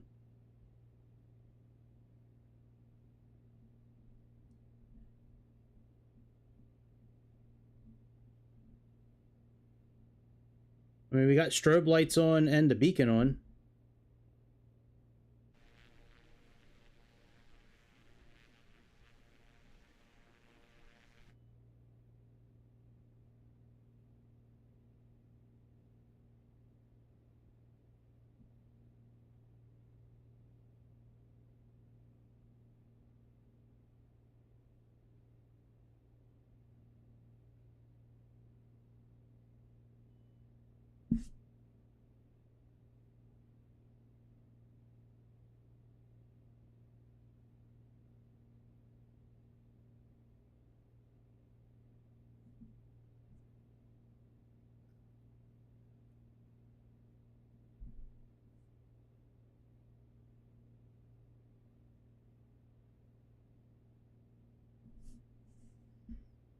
All right, here we go. Let's line up now.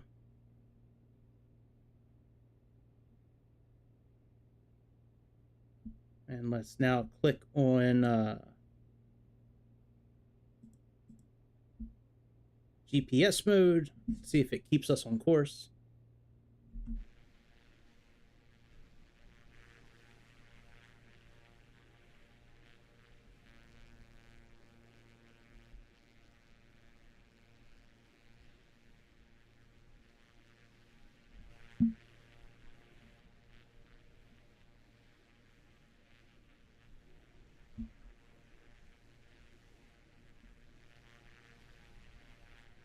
That's cool how it's got the rotating light on top. That is cool.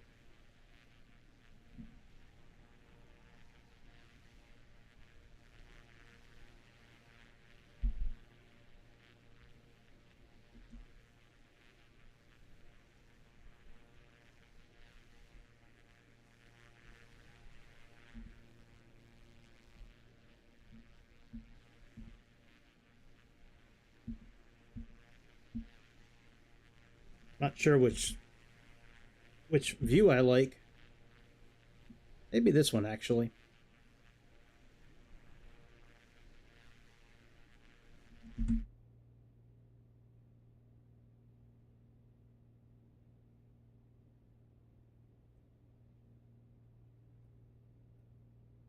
Yeah, it's not keeping us on track here. Let's go back into heading mode.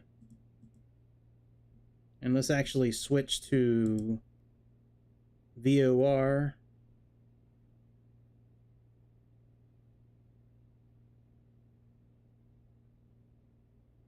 And we're on the 339 radial, so let's get that programmed in.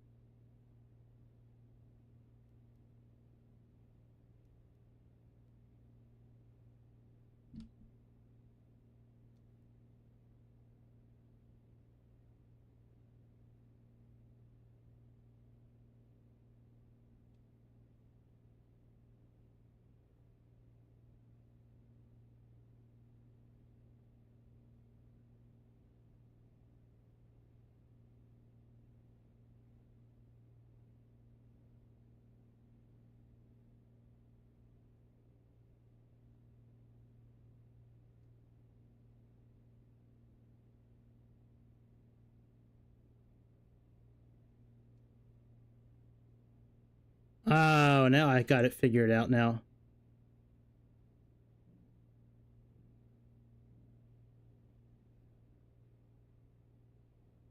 I think. Let's go back to the south again.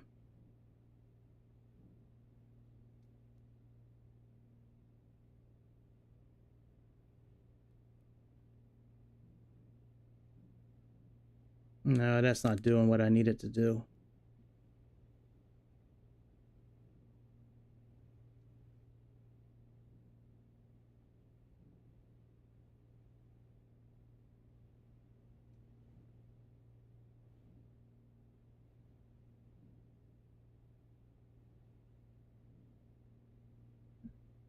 There was a way to make this map completely flip around. You know, I'll have to go back and watch my video before that did it.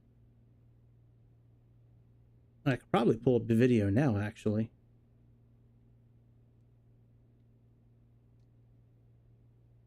Somehow this is off course. And I had a way before that I did where, like, I turned a dial and, like, this whole map, like, rotated. Like, this actual map rotated. And I don't remember what I used.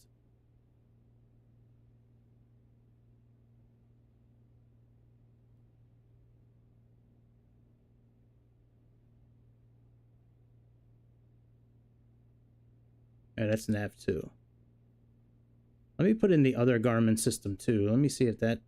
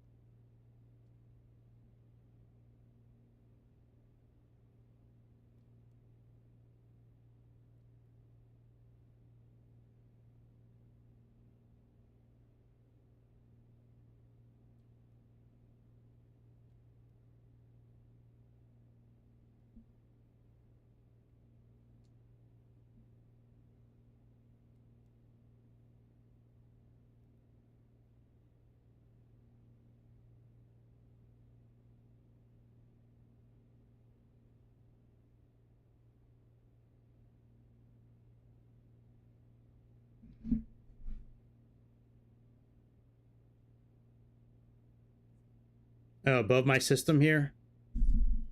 Here? That's just, like, for the sound.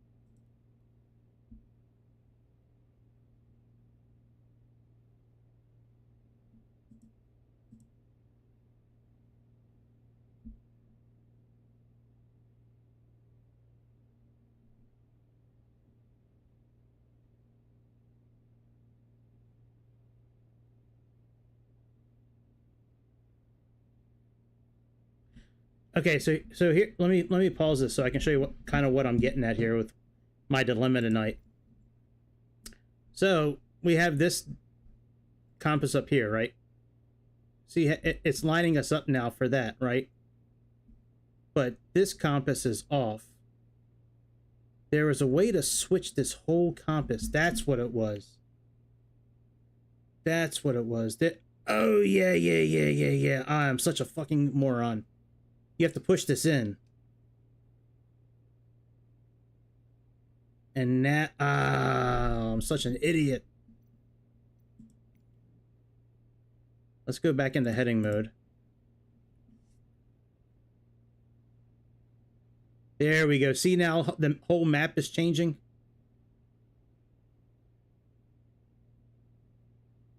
There we go. All right, so we need to be on 155.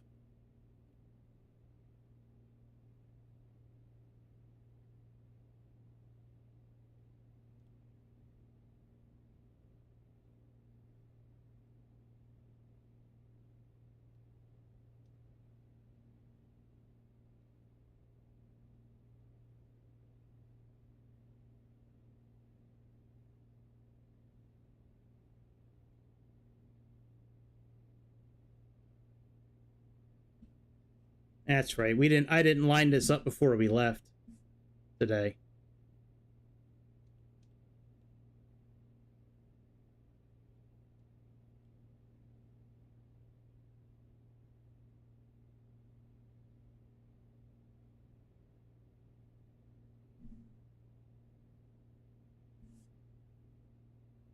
That's what it was. Now, if you look at the Garmin system now, you can see when I start changing this that the whole map will now change. See how it's like clicking over with it? Such a moron. I do it to myself when I flip in and out of planes so quickly, and I don't really go back and relearn some of the little intricacies, but we're finding it out now.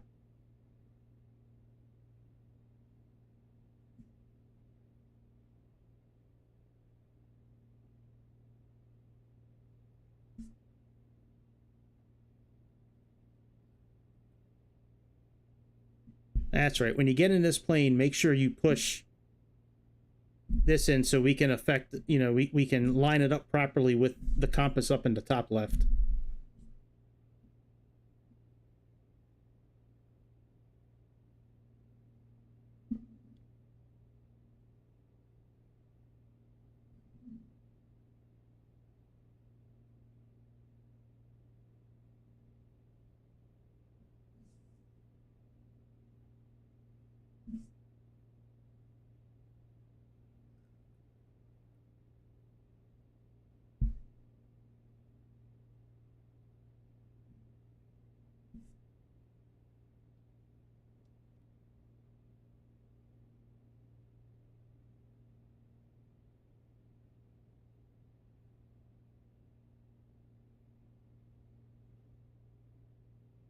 No, it's not in the checklist.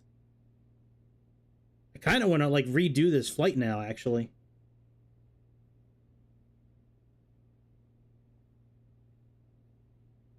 But we're so close to landing, like I don't really, you know, like. But no, it's not. I just stumbled upon it. Last time I stumbled upon it because I was, you know, whenever I fly these propeller planes, I usually leave the description on, like it says right now, gyro drift and heading. So I saw that before, and then I didn't register for the longest time on that first flight that I could actually push this button in and out. But yeah, that's what it is. Before you take off, you need to make sure that this compass that we're interacting with now matches the compass in the top left of the screen. That's why, like, the whole flight, I'm like, why are we, like, not going the direction we should be going?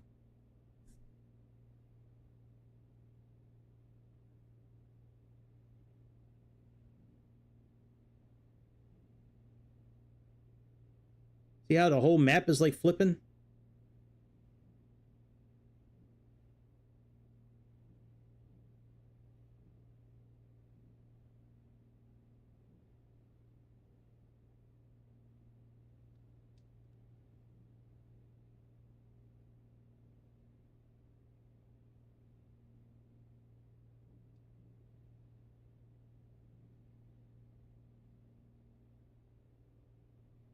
I want to try to get I want to try to get it to match the one that's up in the top.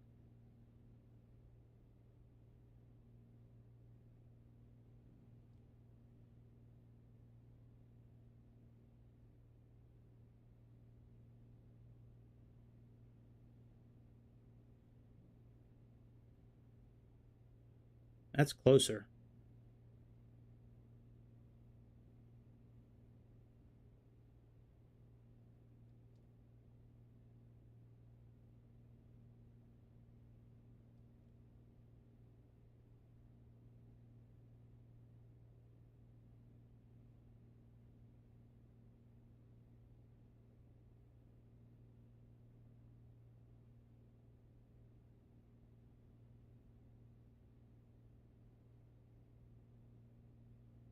If I can get that one to line up top there, then I can go. Then we can adjust everything from there. But we need to get that one to line up top like that. All right, that's pretty damn close.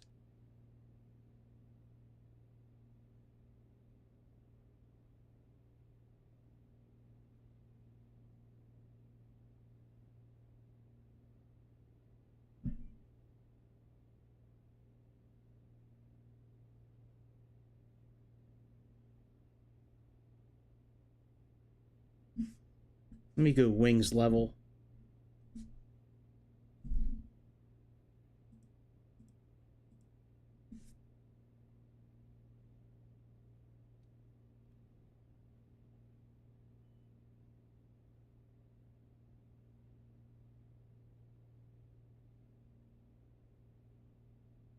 So that's east. So let's set this up for east.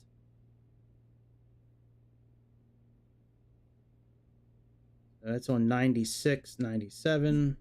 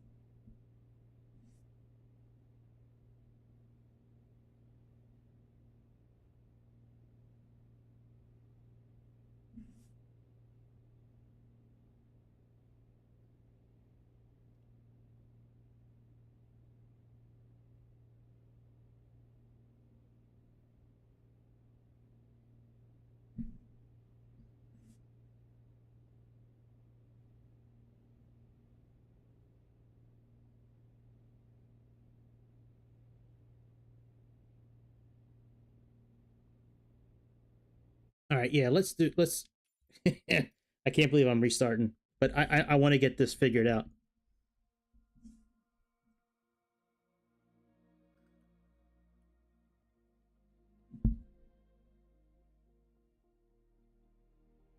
Because we need to get that lined up first, and then once we get that lined up, all right.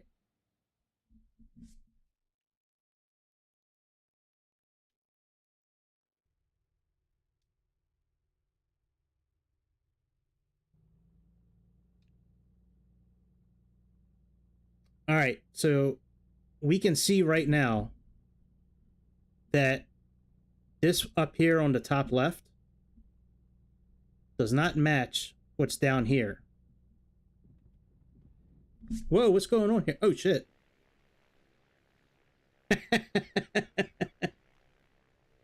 All right, chill out, man. Damn, I know you're ready to leave, but man, we can't go just yet. All right, enter, enter, enter, enter. Let's dim this a bit because it's a little too bright. Yeah, let's just do that. Okay, so it's at 61. See, we have 192, 61, and 155. Here we have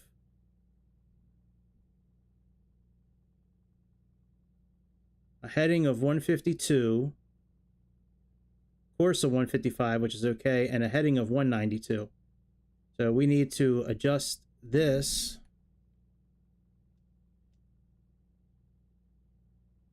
Oh, let's wait for the map to pull up.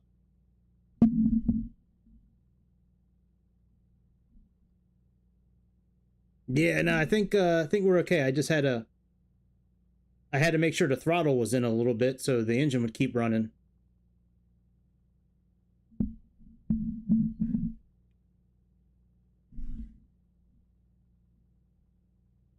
All right, let's refuel it. Save.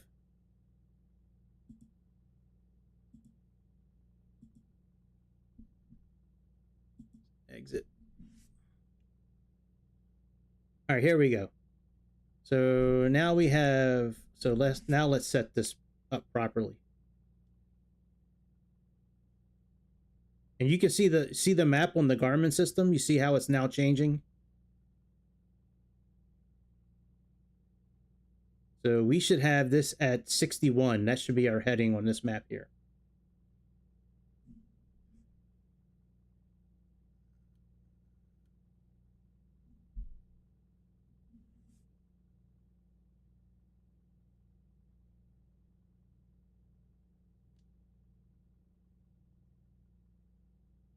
And let's see if we adjust this to... Yeah, we're pretty damn close.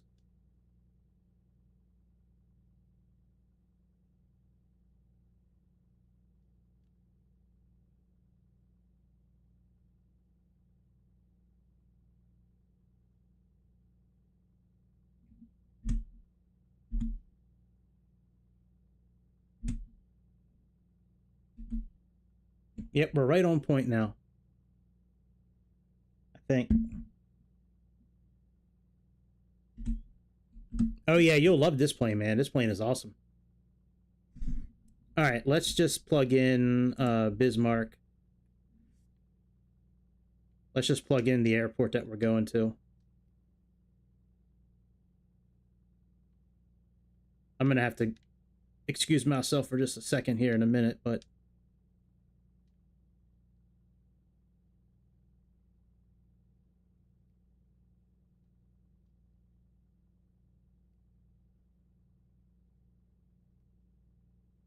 All right, KBiz. Enter procedure, approach, ILS 13.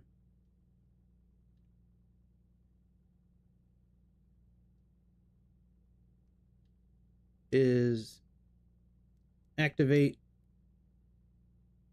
There we go.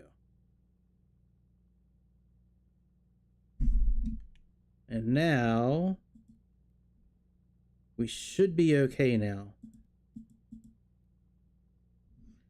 Let's get our clearance. Let's get our clearance, Clarence. Ground services. Oh, no, back to clearance.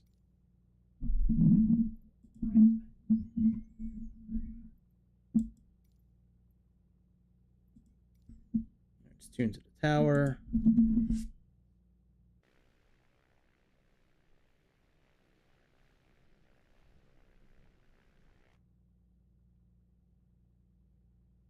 What did they say? I didn't even see what they said. Oh, runway 13. Okay. All right, let's plug in our METAR, or Ramatir 2978.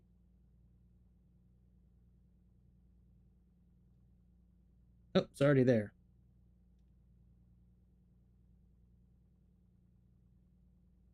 All right, I'm not too worried about like warming up engines and all that stuff this time. Let's just get out of here. Oh.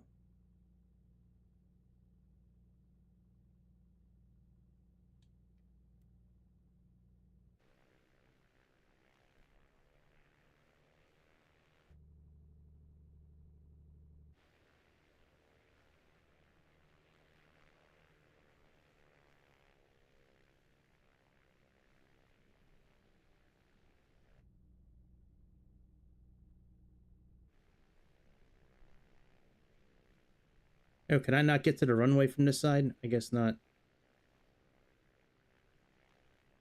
All right, we'll just cut through the grass. Fuck it.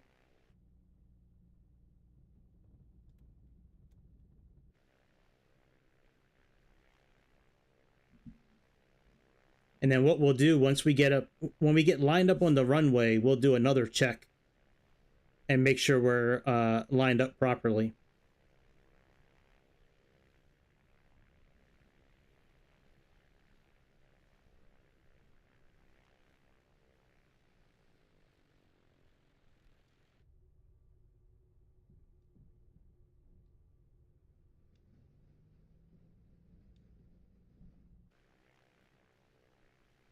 Make sure both are lined up the same way.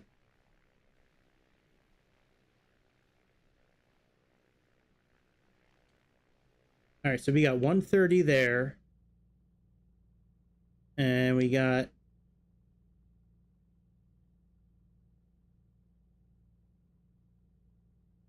See, that's showing 160. But we're facing 130 right now. All right, let's move that.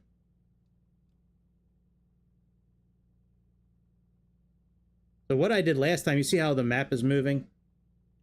what I did last time, I remember now. I did this so I lined up like with the runway like this.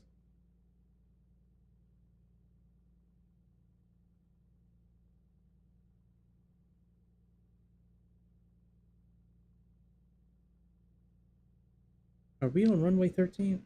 Runway 13.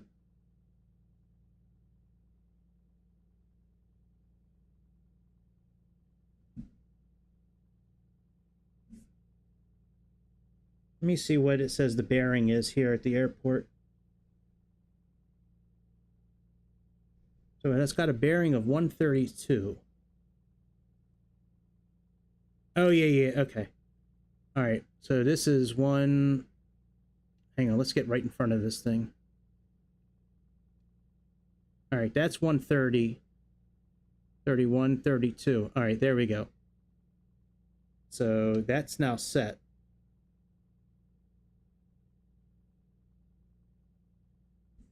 And we got 130. We got a course of, should be 106. Yep. And the heading, and that matches up. And I think we're okay now. So let's give this a shot. Let's put our fuel pump on. Let's release the Kraken. Let's give it some juice.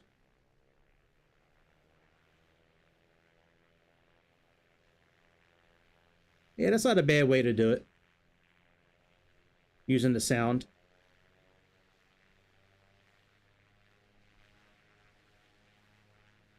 A lot of the planes that that you can buy, they come with like owner's manuals to kind of give you an idea of like, you know, what it should be. But yeah, going by sound is definitely something you can do.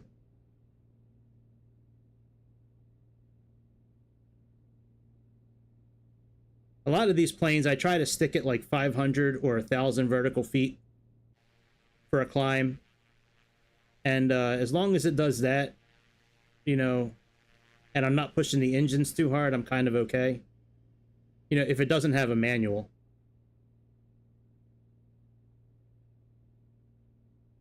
All right, so now both of our compasses are matching up. Let's start adjusting our trim.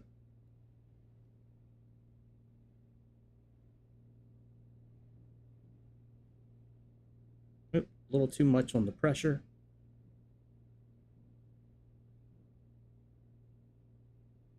Start turning towards the south.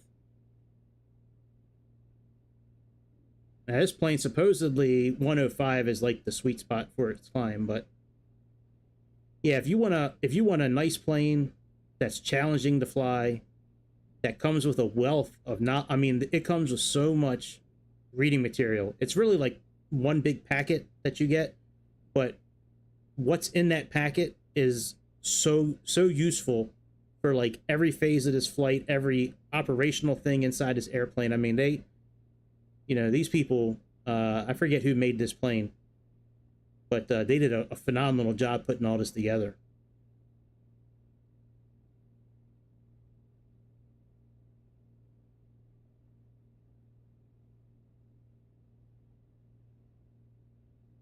All right, we got a little bit of a climb going now. Let's put on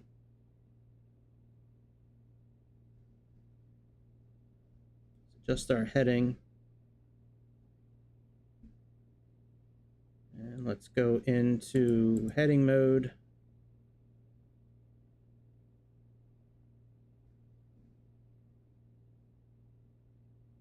Let's see if we're actually doing good now. All right, and climb, we should be at 24 and 2400. 105 is the best climb. All right, so we can move our props up a little bit.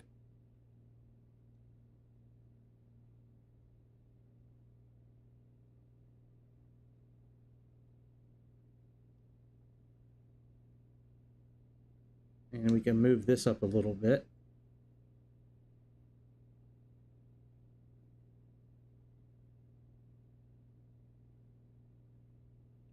All right, and let's take off our landing lights. Let's adjust our Whoa, bitch. Jesus. Yeah, now it looks like we're actually going in the direction that we should be going. Let me get that little bar up on the side of here again. Menu setup, enter. Oh, no, not that. It's menu, and it's data fields.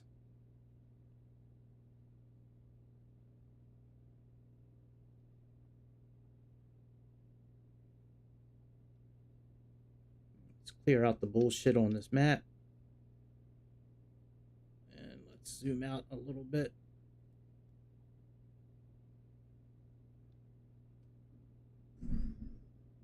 All right, let's see if this will do the correct course now.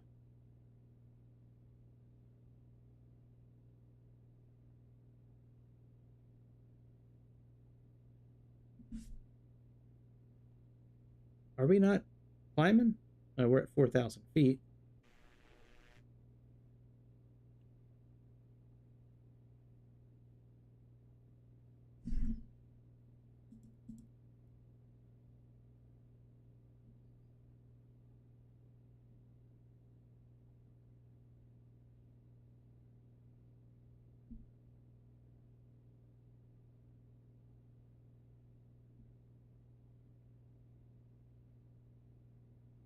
All right, let's hold off here on our altitude.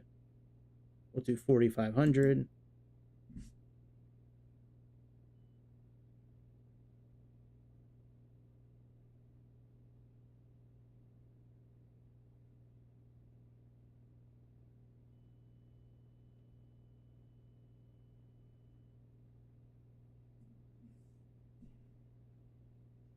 All right, we're heading towards our nav. Let's see if we'll make that turn back towards that magenta line.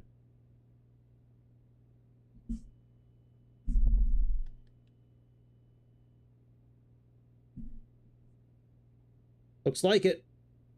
Looks like it. We might have got it fixed. We might have got it fixed. I should just start the video from the 2-hour mark. Cut out the last hour and a half. Welcome to the All About Aviation. Welcome. Hit subscribe, hit like.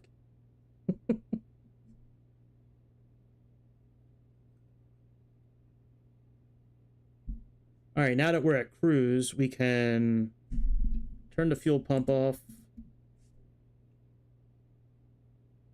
Cruise is 24 and 1800 to 2400 for the RPM. So let's lower our... Hey, what's up, Ghost Rider? What's crackalating?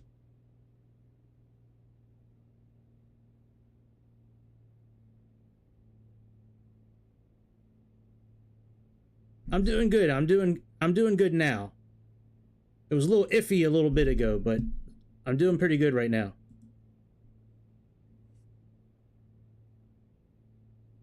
I had a little issue with the navigation in this plane, but we're doing good now. How you doing, my brother? What's going on?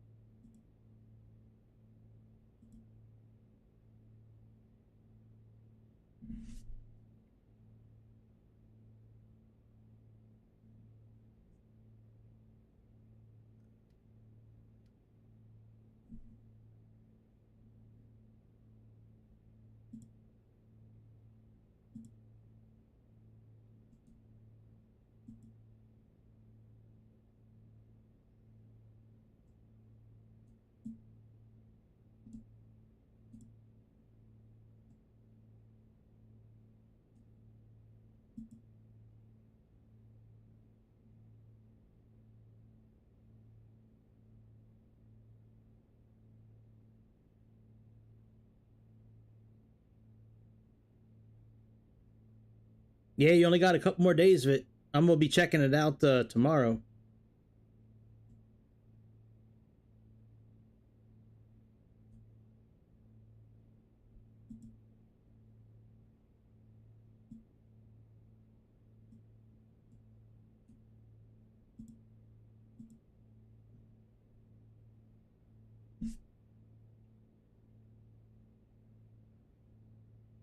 All right, looks like we're doing okay. We got 166.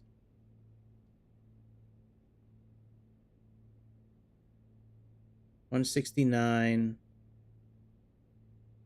But that's probably because of the wind. I think we're doing okay. We got it all lined up properly now.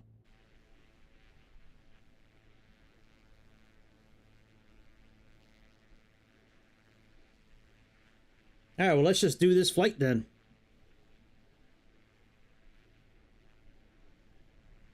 Didn't you like didn't we like lock up on Discord? Didn't I make you a friend here or something like that? I don't know. I thought you were going to send me something to... Oh, that's right. You couldn't send me something. Yeah, I don't know how I was going to watch, to be honest. I know we talked about it. And I know we friended each other on here, but I don't know. My bad. That's right. You don't do the Discord. And it's not online. You don't stream it. Yeah, I don't know. I know you talked to me about doing it, but I thought you said there was a way I could watch it.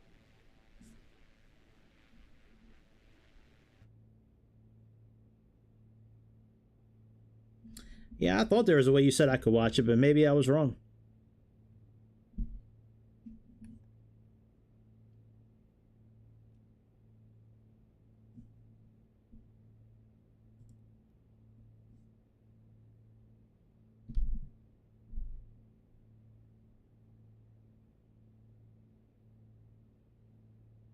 Yeah, I think that was what we talked about me doing, flying to your air show. I thought that's what we talked about.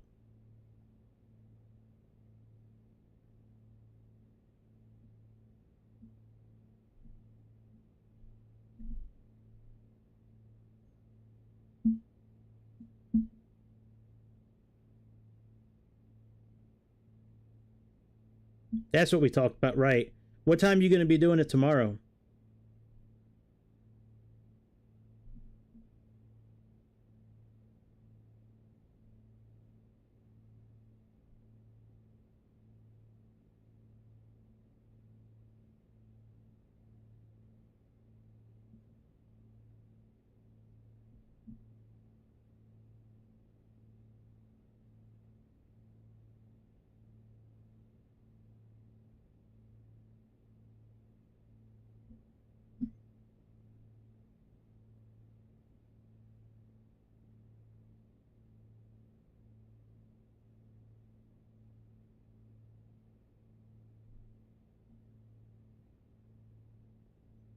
Oh, Tuesday. Okay.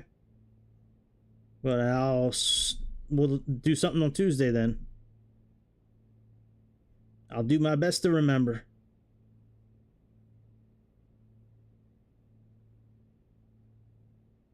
Okay, establish a cruise at 65 to 75% power.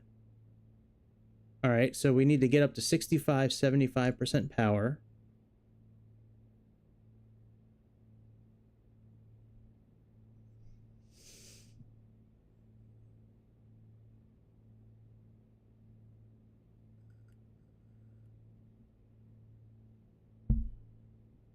All right, there we go. 65. Wait 1 minute and then tap the... All right, let's exit. And then we'll wait 1 minute and then we'll tap the button.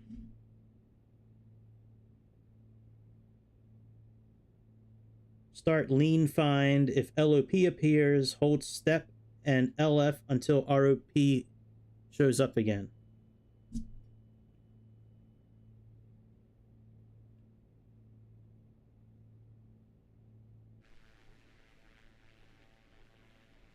All right, here's the real test. Let's see what direction we're going on this map. All right, we're doing good. I think we fixed the navigation problem. Yeah, when when you're doing things in life that you put a lot of time and effort into, and things you really look forward to doing, usually it goes by really quick. Did you have fun? Was it fun for you?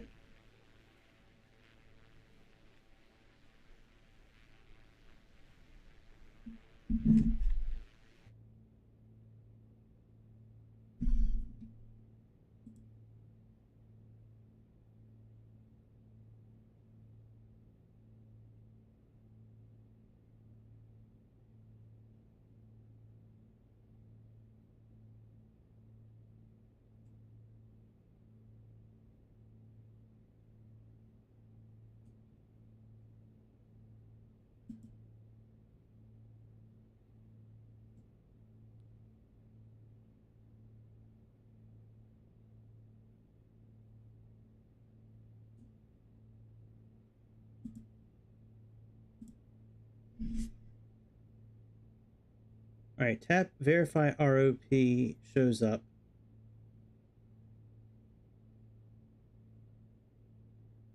Okay, EGT is 1520 LF. So let's pull some of this lean out and see what happens here.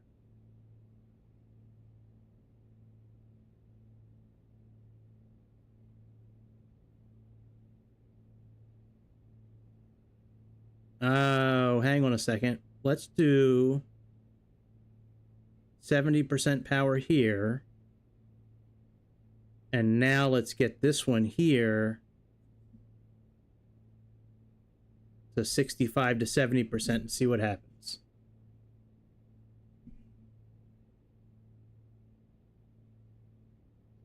Yeah. Yeah, that air show, man. I love air shows. I didn't have a chance to check out that one on YouTube yet. I'll have to go back and try to find it.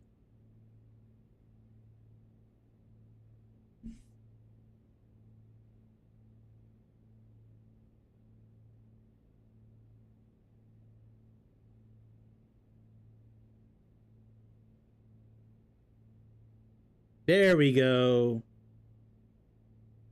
Now the lean is showing up, and we need to be at, what does it say we need to be at?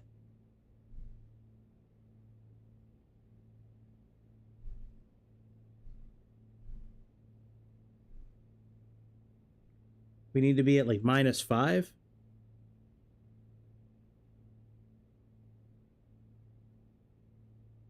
Lean the mixture to 5 degrees Fahrenheit per second continuously.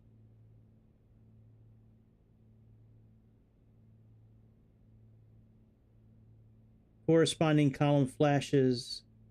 At the point to display, change the difference to bottom left. Slowly enrich the difference of 40 to 50 degrees Fahrenheit.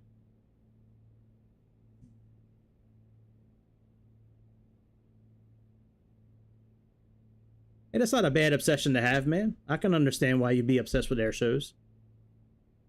I mean, they're a lot of fun to watch.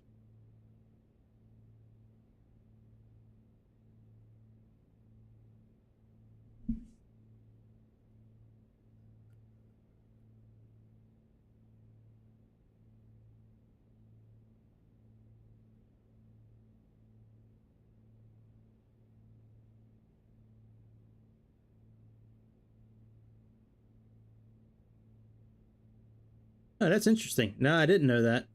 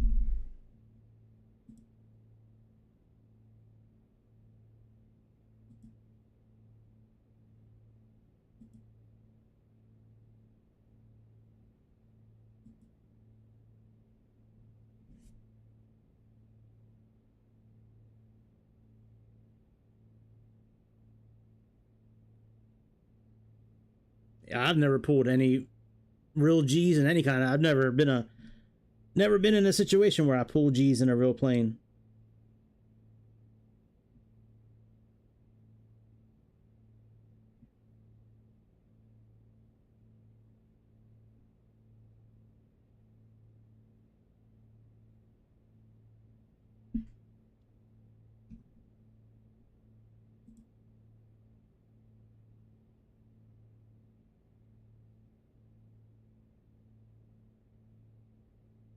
Oh, here we go. Peak, negative 33.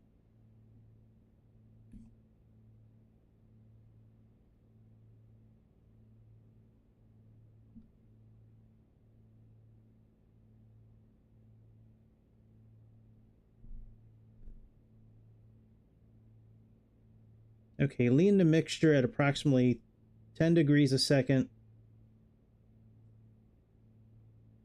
Increase at least 15 degrees Fahrenheit.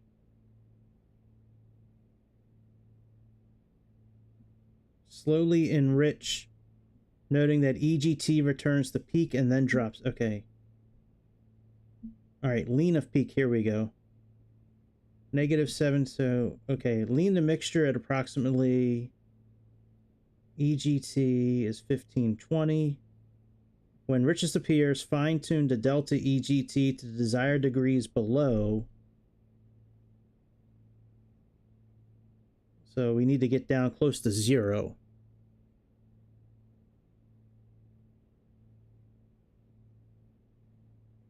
Cool. It's a hell of an airplane, the F-35.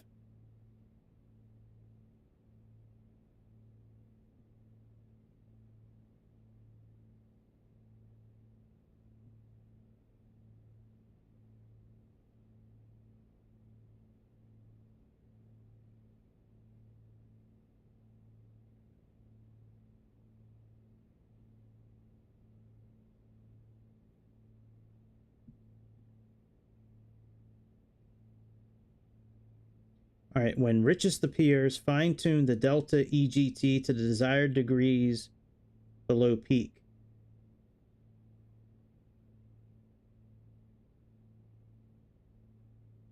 Oh, so we do need to be around -45.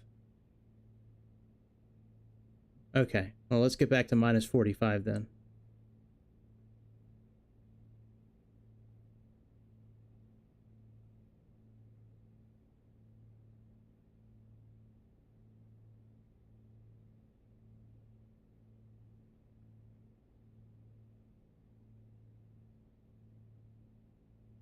That would make sense about having the mixture up this much if we're only at 4,500 feet. I mean, we shouldn't be at like 50% mixture at 4,500 feet, but this seems a bit more like it.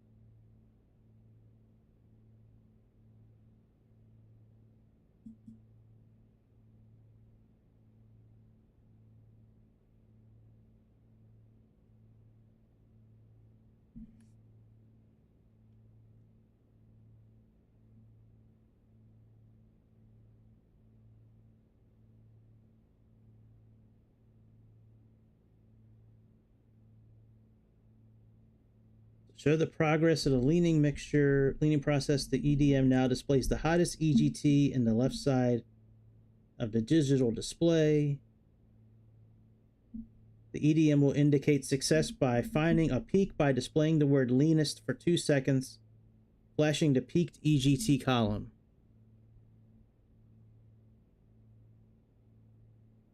The word set on the right, the peak EGT value.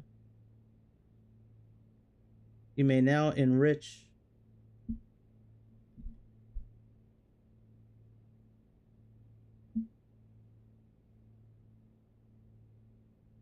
Fuel flow for leanest, okay, is 15.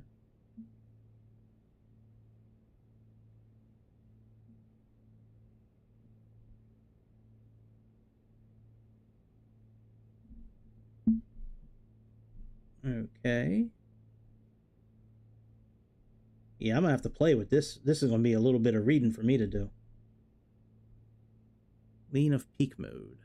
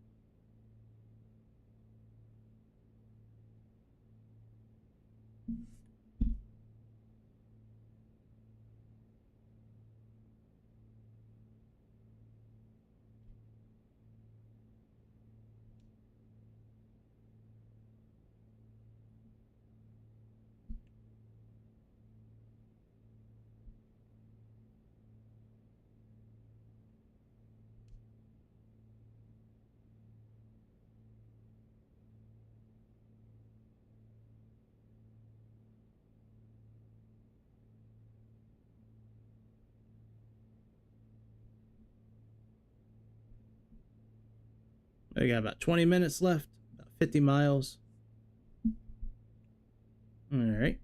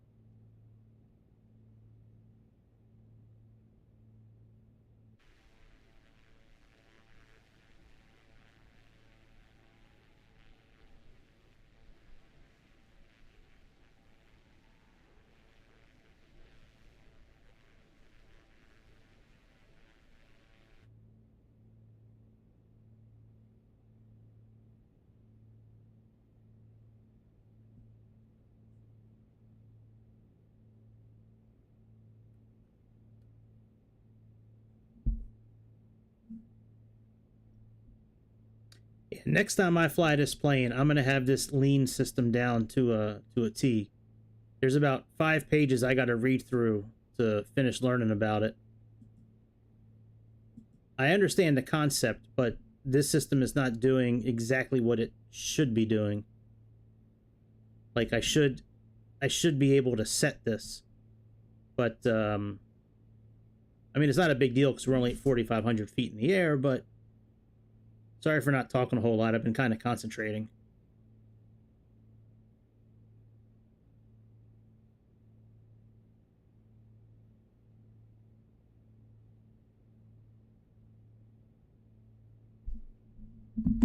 All right, I'll be back in just a couple minutes. Well, not a couple minutes, like 30 seconds.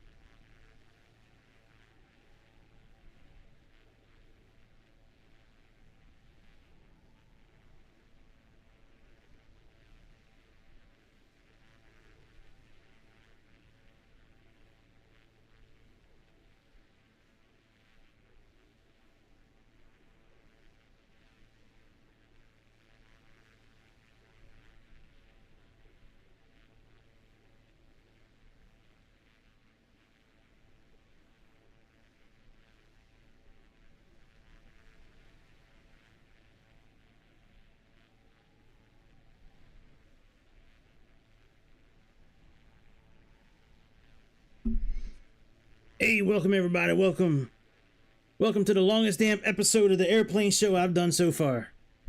This plane is a motherfucker, that's for sure. It's a cool plane, but you can't just jump in it and fly. You need to actually learn some shit about this plane to do it. So please hit subscribe and hit that like button. I certainly appreciate it. We're not too much farther from our airport. We're about 35 miles away. But yeah, this leaning system here, I'm going to get this down to a science next time. I'm very close to getting it to work properly. I just, I don't really feel like reading the 5 pages right now that the 5 pages are. Plus, we're only at 4,500 feet in the air. It's not a huge deal at this altitude.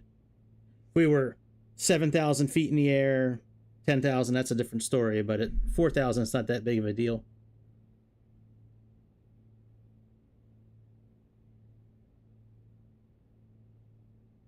All right, it's 322.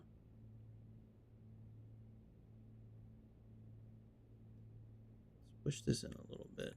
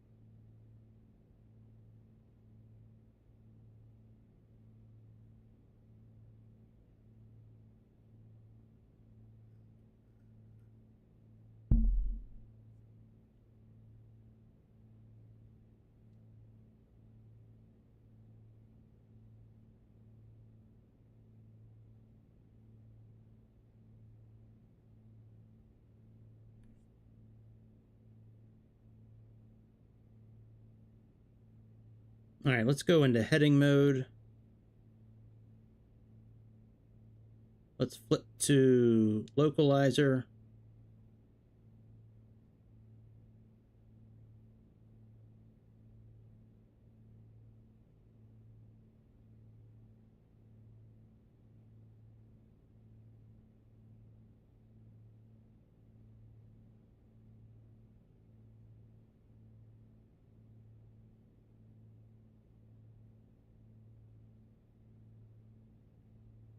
Actually, let's put the old Garmin system. I mean, the, all right, that's okay. Approach is 125.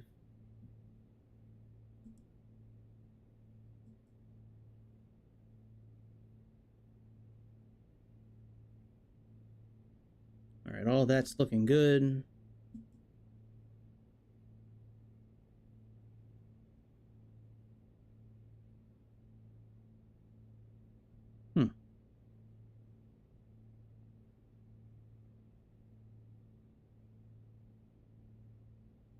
Looks like you're having a little bit of a problem charging up this battery.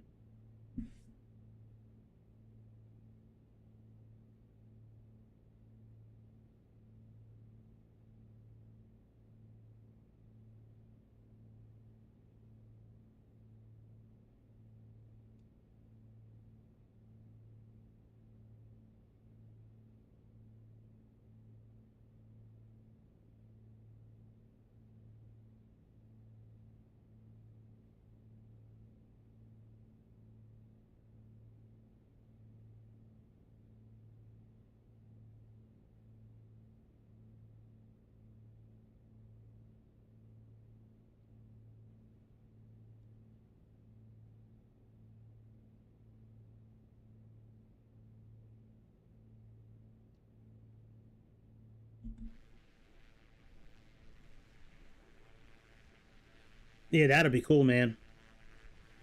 This is definitely a great plane to fly. I'm telling you, it's, and it comes with there's one, like I said, one big book that it comes with, but inside that one book there's going to be a link, and that link takes you to that digital display system I was playing with for the fuel, and that whole booklet is just on that display.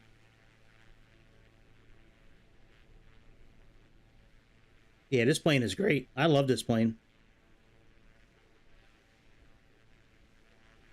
It's been a while since I've flown it, but all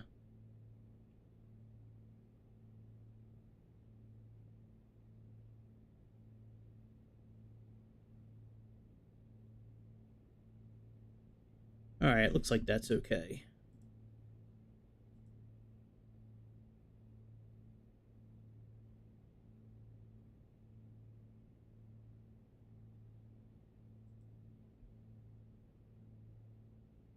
$29.88. The number.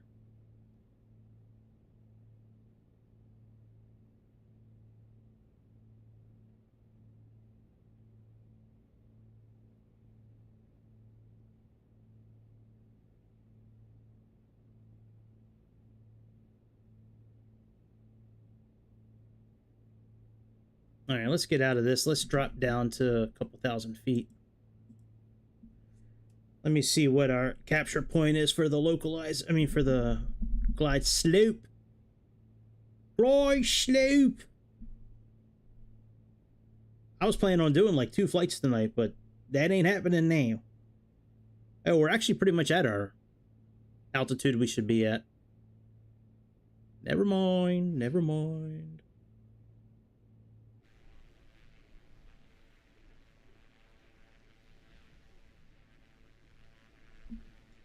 Dimmond airstrip.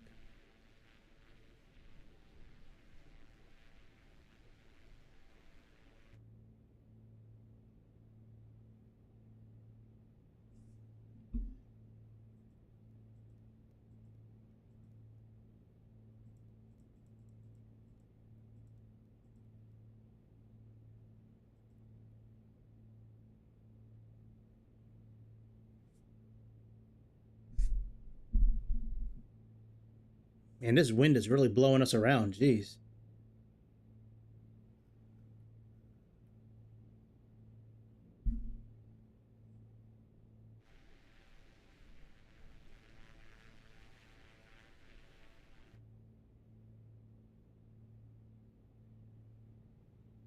Yeah, that'll be nice flying it all around the Swiss Alps. Yeah, man, that's awesome. I did a trip all up the Appalachian Mountains. Started off like in northern Georgia and then went all the way up into New York. Yeah, oh yeah. But still pretty to look at. I mean, you still got mountains in the background and stuff. Yeah, I forget the top altitude this thing goes to. I think it thought it was like 15,000 feet. I don't remember. Let me see if I have it here.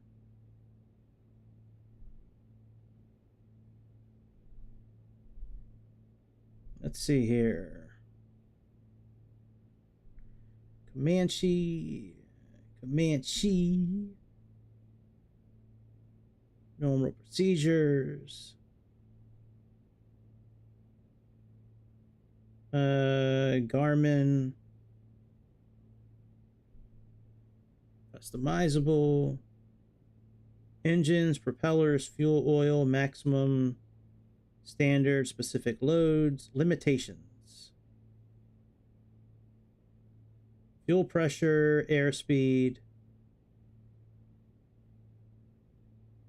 performance. I didn't see it under limitations. Maybe it is 7,000 feet. It's got to be higher than that.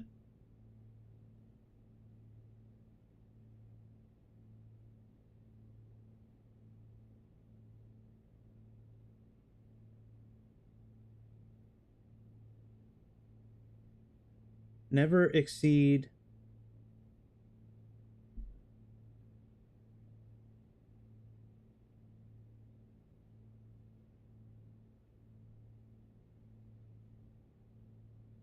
Yeah, I don't see I mean, the top of this table goes up to 7,000 feet, but I thought it was higher than 7,000 feet.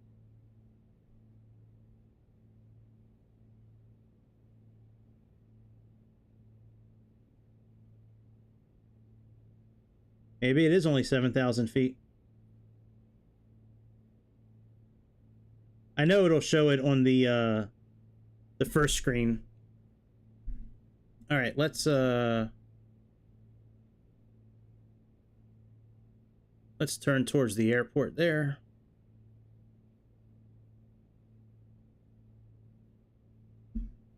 We'll actually let's switch this back to GPS. And let's switch this to our localizer frequency. And for that, we need to be at, I believe it's 131. So let's set that for 131. It looks like 128 is the closest I can get it to. It's so weird that I can't, like, go up in, like... It only allows me to go in, like, increments of 10. Alright, well, we'll leave it at 128 then.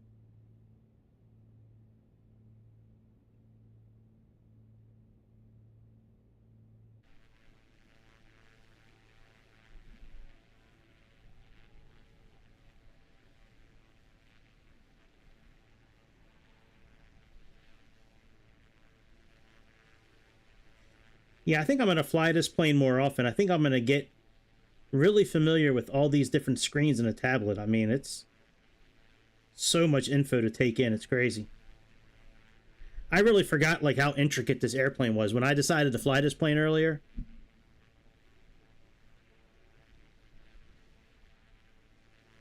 Oh, that's cool.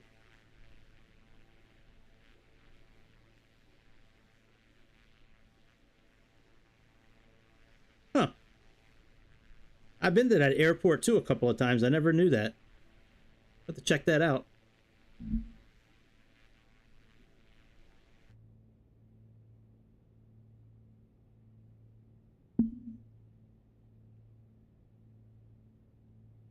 All right. We can now... We're pretty close to the airport.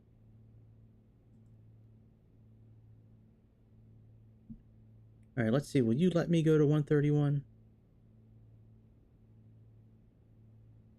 All right, that let me get to 131.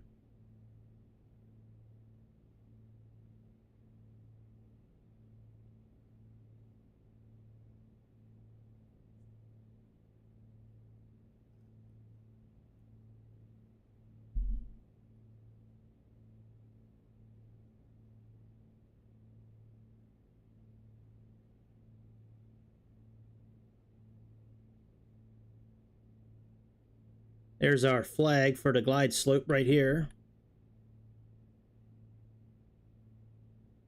It's not going to land the plane for us, but it'll help us get down. All right, we got any descent checklist.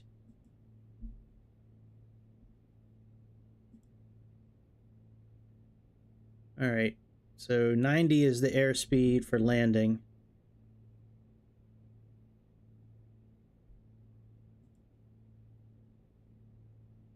All right, approach max flap extension is 125. Finals 85 to 90. Oh, we got a lot of flaps. Jesus, a lot of flaps mode. All right, 2985.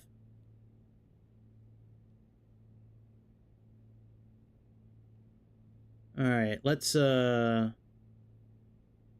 make our let's turn a little bit towards the airport.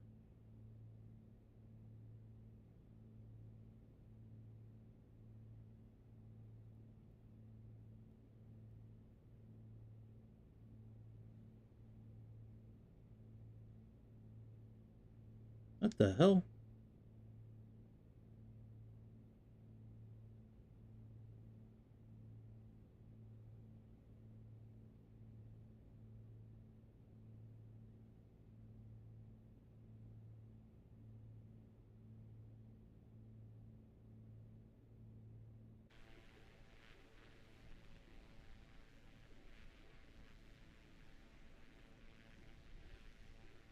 You know, one of the reasons I like doing this so much, I love flying the airplanes, but I like talking with you guys. You guys always have some interesting shit to talk about. You know, Ghost Rider with the air shows and what he's doing, and then I just found out some stuff about that Salzburg that I never knew. Like, it's cool, man. It'd be nice if we could actually talk, like hear each other's voices, but you know, chatting's okay, but I'm old school, man. I like hearing people's voices. All right, Bismarck, North Dakota. Home of the home of the something. I don't know what it's home of, but it's home of something.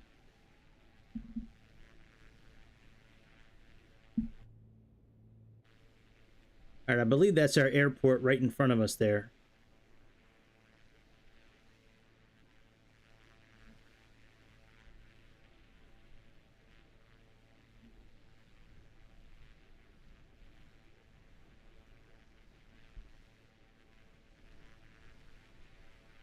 Yeah, I'm definitely going to be flying this plane more. And really, learn all the intricate, details of the tablet and that display system here, this 830 display system here. I understand a lot of what it says and a lot of what it shows, but there's some things I would like to learn about it.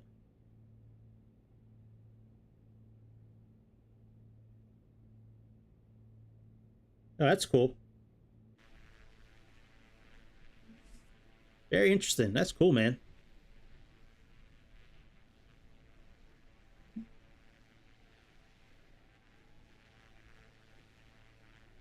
I did not know that. Oh, we got a turn. We just passed the airport.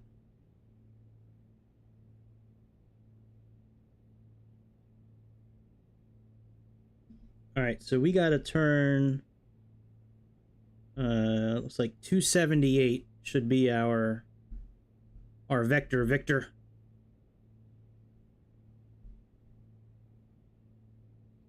And we got to take that 17 miles out of Bismarck. So let's switch this again. And we got to fly 17 miles north of Bismarck.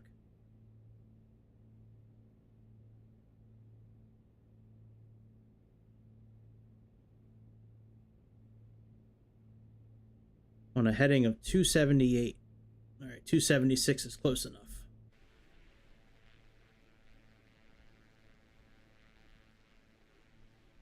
I don't even see the airport. Where the hell did the airport go?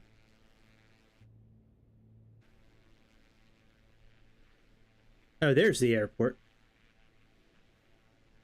Oh, that's right. The VOR station's off course there. That's right.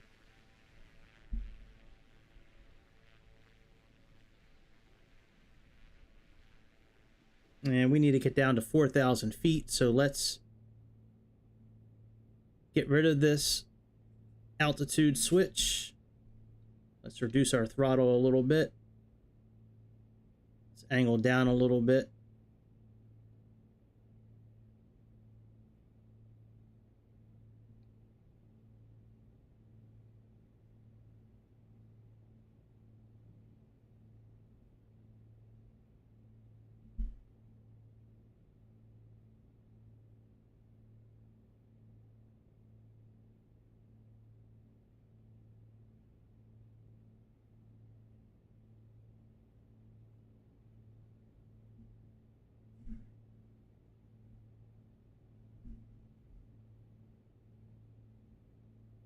All right, let's re-engage.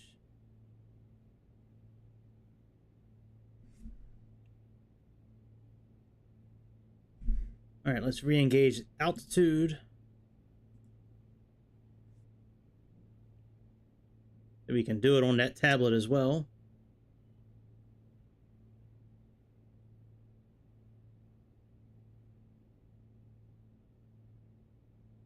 Huh, no shit. Yeah, that's one livery on the DC-6 I haven't bought yet, is the Red Bull one. There's like one more livery pack that I haven't bought, and it's got the Red Bull one, but that's cool, man.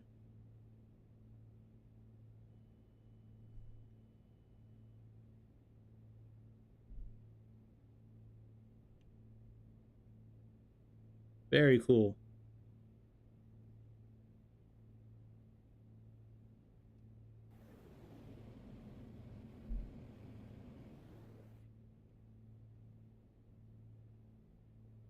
All right, let's put our mixture back in.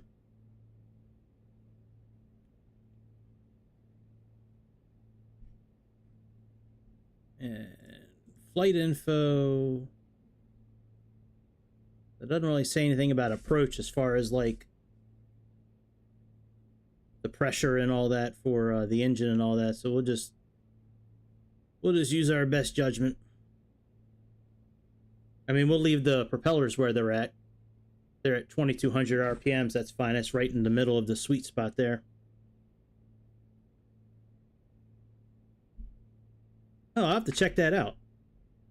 I'll probably check that out tonight, man, because I'm going to eat dinner when I'm done doing this. When I get upstairs and get settled and sit down for dinner, man, I'll definitely check that out. That's awesome.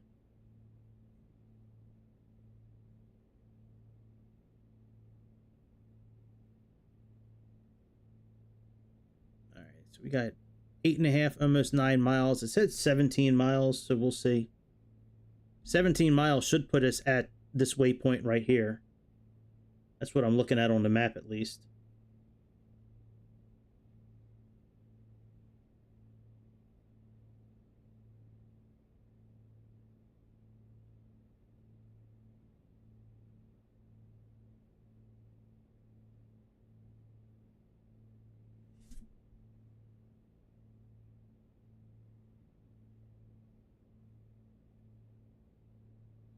All right, I'm actually going to turn those buttons off now. Let me, I mean, I really hate playing with, I really don't like playing with these tooltips and shit on, like, I don't like how it gets in the way of everything. I know there's a delayed mode, but, you know, anyways.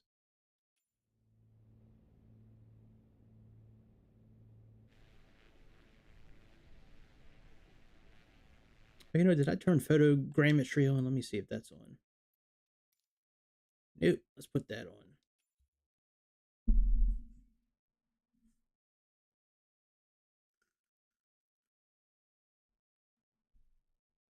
Wow, it's after 11 o'clock. Man, I'm going to turn into a pumpkin soon. Good Lord. Good Lord! This flight took a long time tonight. I thought this flight was going to take like an hour, and then I was going to jump in like another plane, and nope. Nope. The Microsoft Guides has something different planned for me tonight.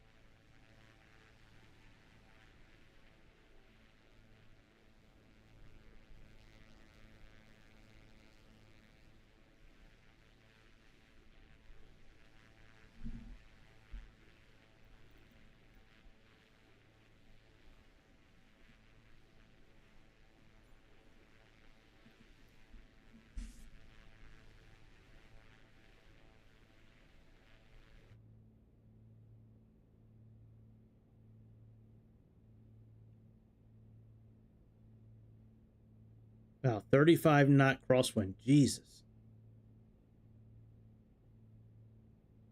No wonder we're bouncing around so much.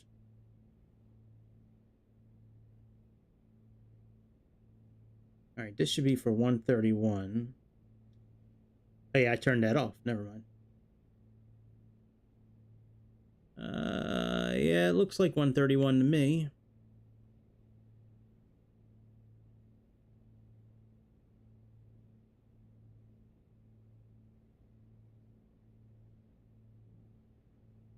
Yeah. Yeah, like I you know, I kind of figured I was going to have a little bit of trouble starting the engine, to be honest. Like, so I remember trying to start the engine up when I first did this plane, and it was a bit troublesome starting it up, but I completely forgot about lining up the compasses. This is the only plane I recall ever having to do this in. Like every other plane, it lines up from the start. This is the only plane that you actually have to align everything. You know. Yeah, I completely forgot about that, man. We didn't really have to start over, but you know, I wanted to. I wanted to do it right. Our outside air temperature right there. All right, let's start turning.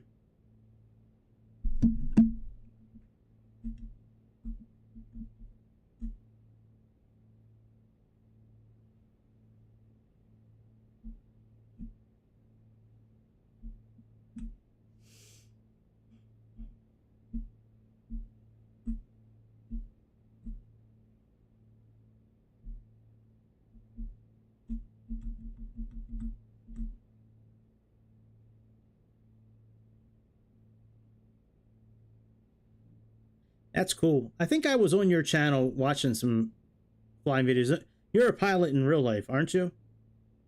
I think you are. I don't think I'm getting you confused with anybody. I certainly might be, and if I am, I apologize. But I could have sworn I watched a couple of your videos in a like a little prop jet, little prop airplane.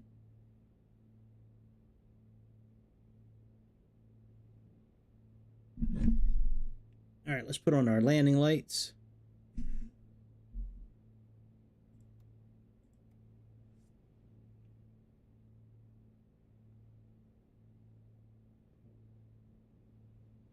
All right, flaps approach.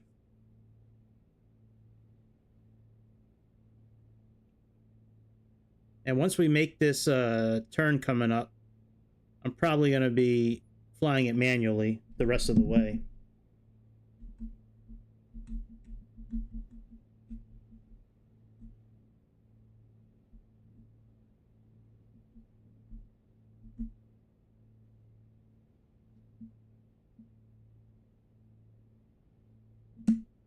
All right, let me look at these again. So 125 is max flaps.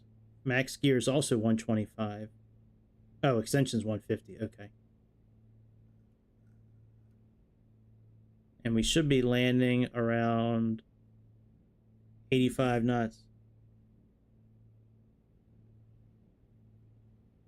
Oh, okay.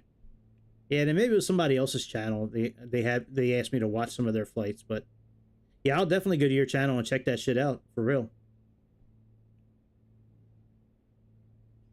All right, let's get our yokum back out.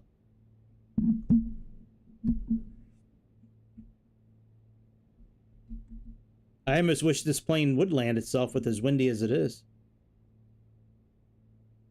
Of course, we could always turn live weather off, but what fun is there in that, right?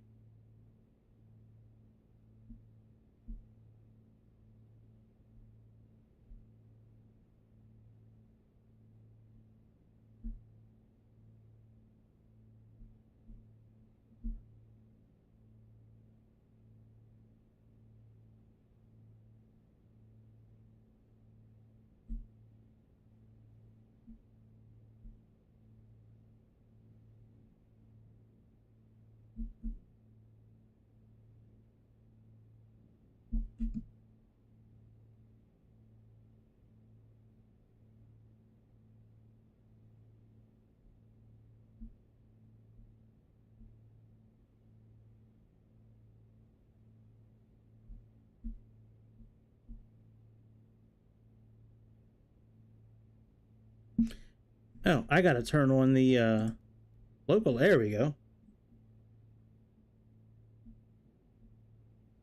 I was like, why isn't it lining up? All right, actually, let's fly this thing manually from here on out. Let's turn off the autopilot. Oh, I can just do it from here.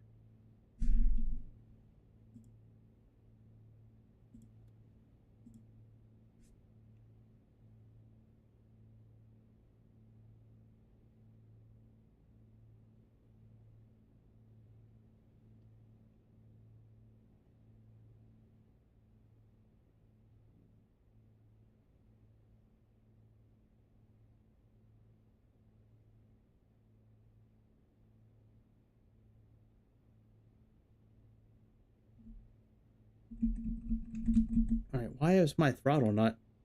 Do I really need to do this? Oh, that sucks. It's not letting me use my buttons to move the throttle. Oh, there we go. Okay. All right, let's put our propeller all the way in.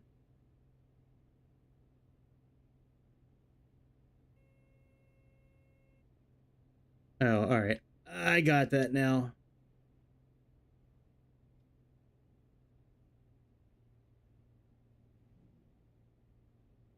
All right, I get it now.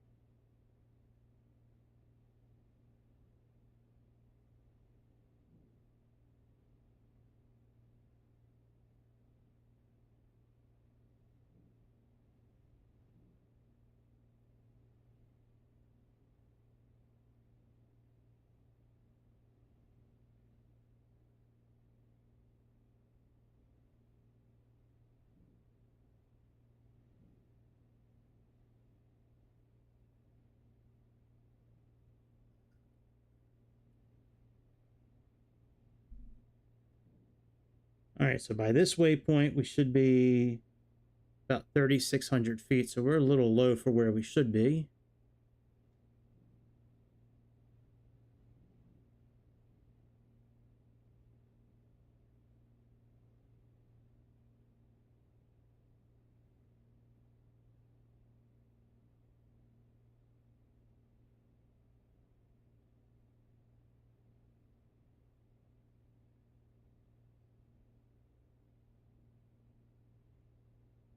All right, we got about 7 or 8 miles.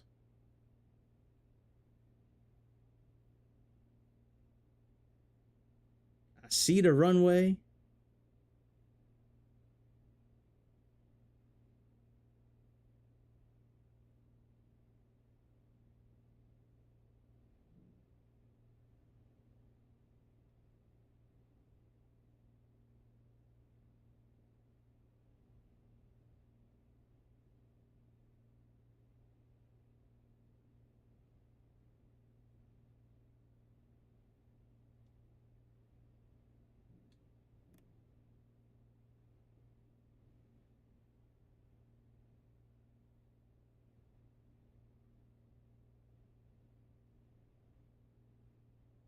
Man, this thing is...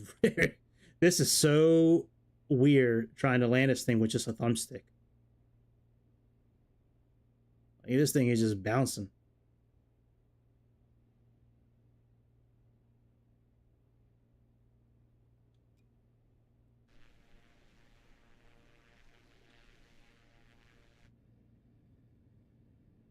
So if you do wind up getting this plane, I don't know what system you're playing on, but like I'm using the controller for the most part. I had to push... You have to push the landing gear button twice. Like I use the right button on the D-pad. I always have to push it twice to get it to operate properly.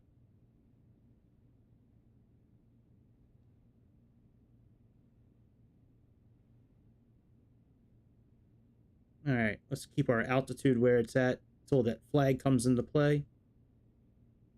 Glide slope flag.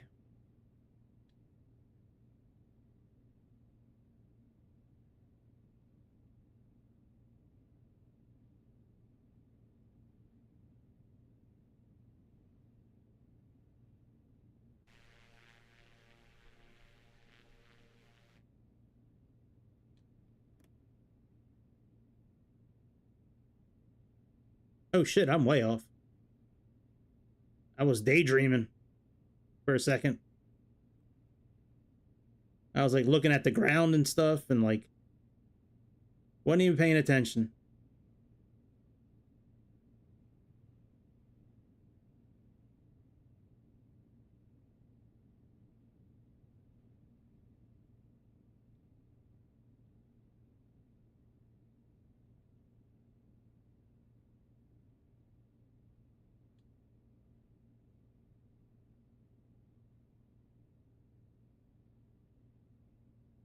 Wasn't even paying attention.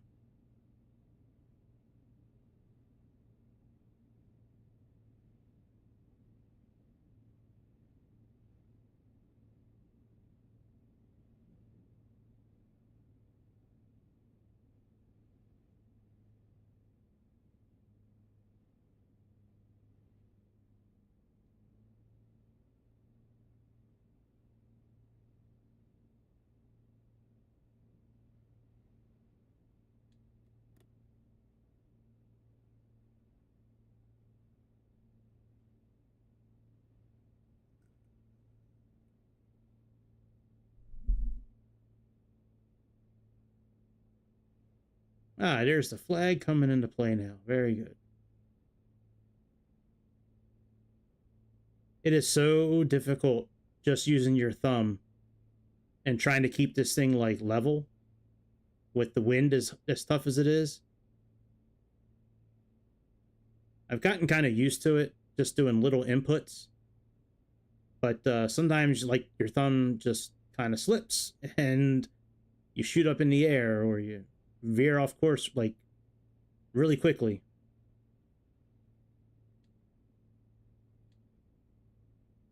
All right, flaps are full.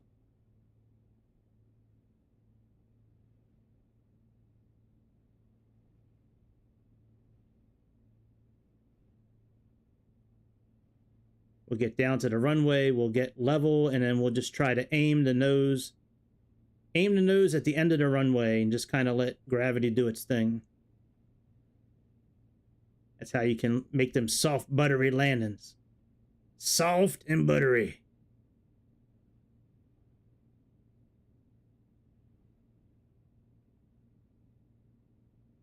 What up, Bismarck? We finally made it. It's only taken us 3 hours to get here, but we did it.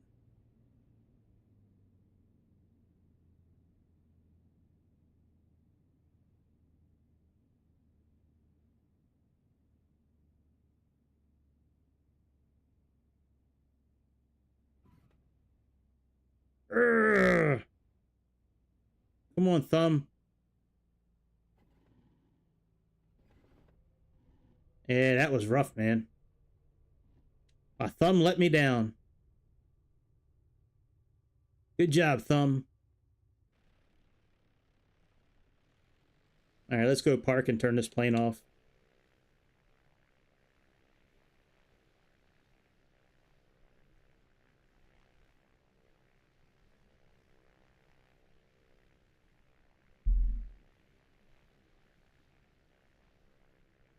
Right. Right, like passengers. What passengers? Oh, the passengers. Shoot, I forgot about them.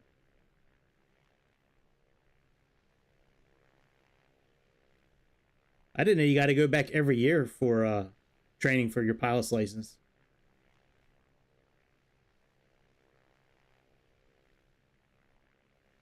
Well, I guess that would make sense to do like continual studying. I got to do that with my insurance licenses. I got to do continuing education every 2 years. I guess that would make sense for an airplane as well.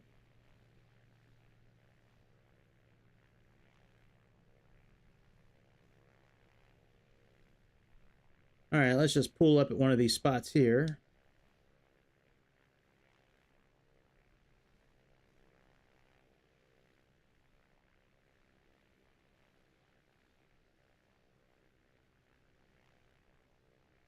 Close enough. Parking brakes on. Wow, 13-degree head. Wow, look at that. All right, landing. After landing, flaps up, strobes off, fuel pump off. Oh, we didn't really put the fuel pump on, so there you go. All right, we can turn these off. Strobe off. Trim is neutral. All right, let's put our trim as neutral. I got those keys mapped out on my controller. So I can just pull back a couple of buttons real quick and adjust the trim. All right, park and brake is set. Radios. Let's turn the radios off. I guess we'll just turn them off this way. That's one way of turning them off. All right, transponder off, avionics master off, master off.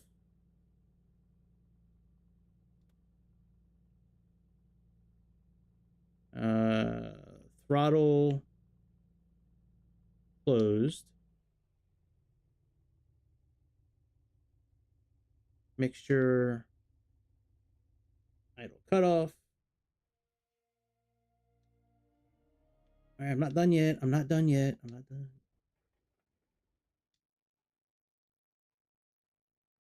All right, throttle. Nothing about the prop. All right, magnetos off. Turn those off. All right, control wheel secure. And tie downs and all that. All right, so let's go back to aircraft. I'm sorry, under controls. Park and brake. All right, controls lock. Let's put the tie downs in. Let's put the chocks in. Let's open the door up. Let's open the baggage door up, and I guess we'll be nice real quick and take care of the baggage. And then we'll finish up. There you go. Everybody happy now? All right, there we go. Another successful flight. It's tough, man, just using this like little joystick. The land, man, is... I really want to invest in... So here's my dilemma. Like, I want to invest in stuff to make it better. But this is just a hobby right now. Like, I'm not making any money doing this. And I really have a hard time justifying spending the money for, like, a good yoke when I'm not making any money doing this. So it's... I'm close to doing it anyways, because I think I'll enjoy the simulator better, like with foot pedals and an actual yoke. But yeah, I just haven't pulled the trigger on it yet. I've gotten very used to using the thumbstick, but I would like to have more control.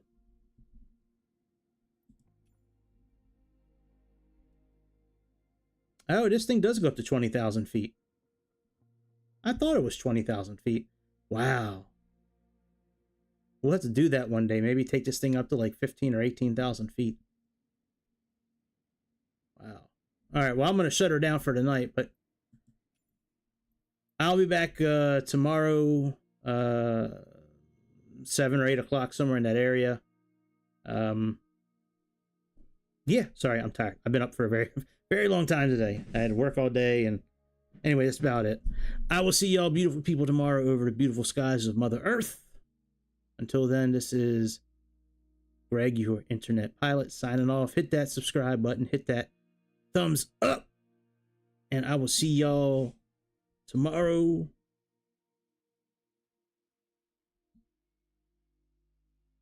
My options on Xbox. You mean for like a yoke? I think I can use any of them. I think I can use Thrustmaster or any of them. I would like to have one that I can use for every airplane, and I don't know if that's that's possible. So, but yeah, Xbox, you can really use any yoke with an Xbox. They're pretty versatile from what I've seen. Anyways, I'm gonna, you know, I guess try to do something for the rest of my Friday night. I guess I'll eat a little bit of bite of dinner and go to sleep and learn all about the Vulcan tomorrow and try to get up in the air with the Vulcan tomorrow. That's the plan, at least. Get in the air with the Vulcan tomorrow. That's the plan. So I will see y'all tomorrow around 7 to 8 o'clock East Coast time. Until then, take care of yourself. Take care of me by hitting that subscribe and hitting that like button. And I will see y'all later on. See ya!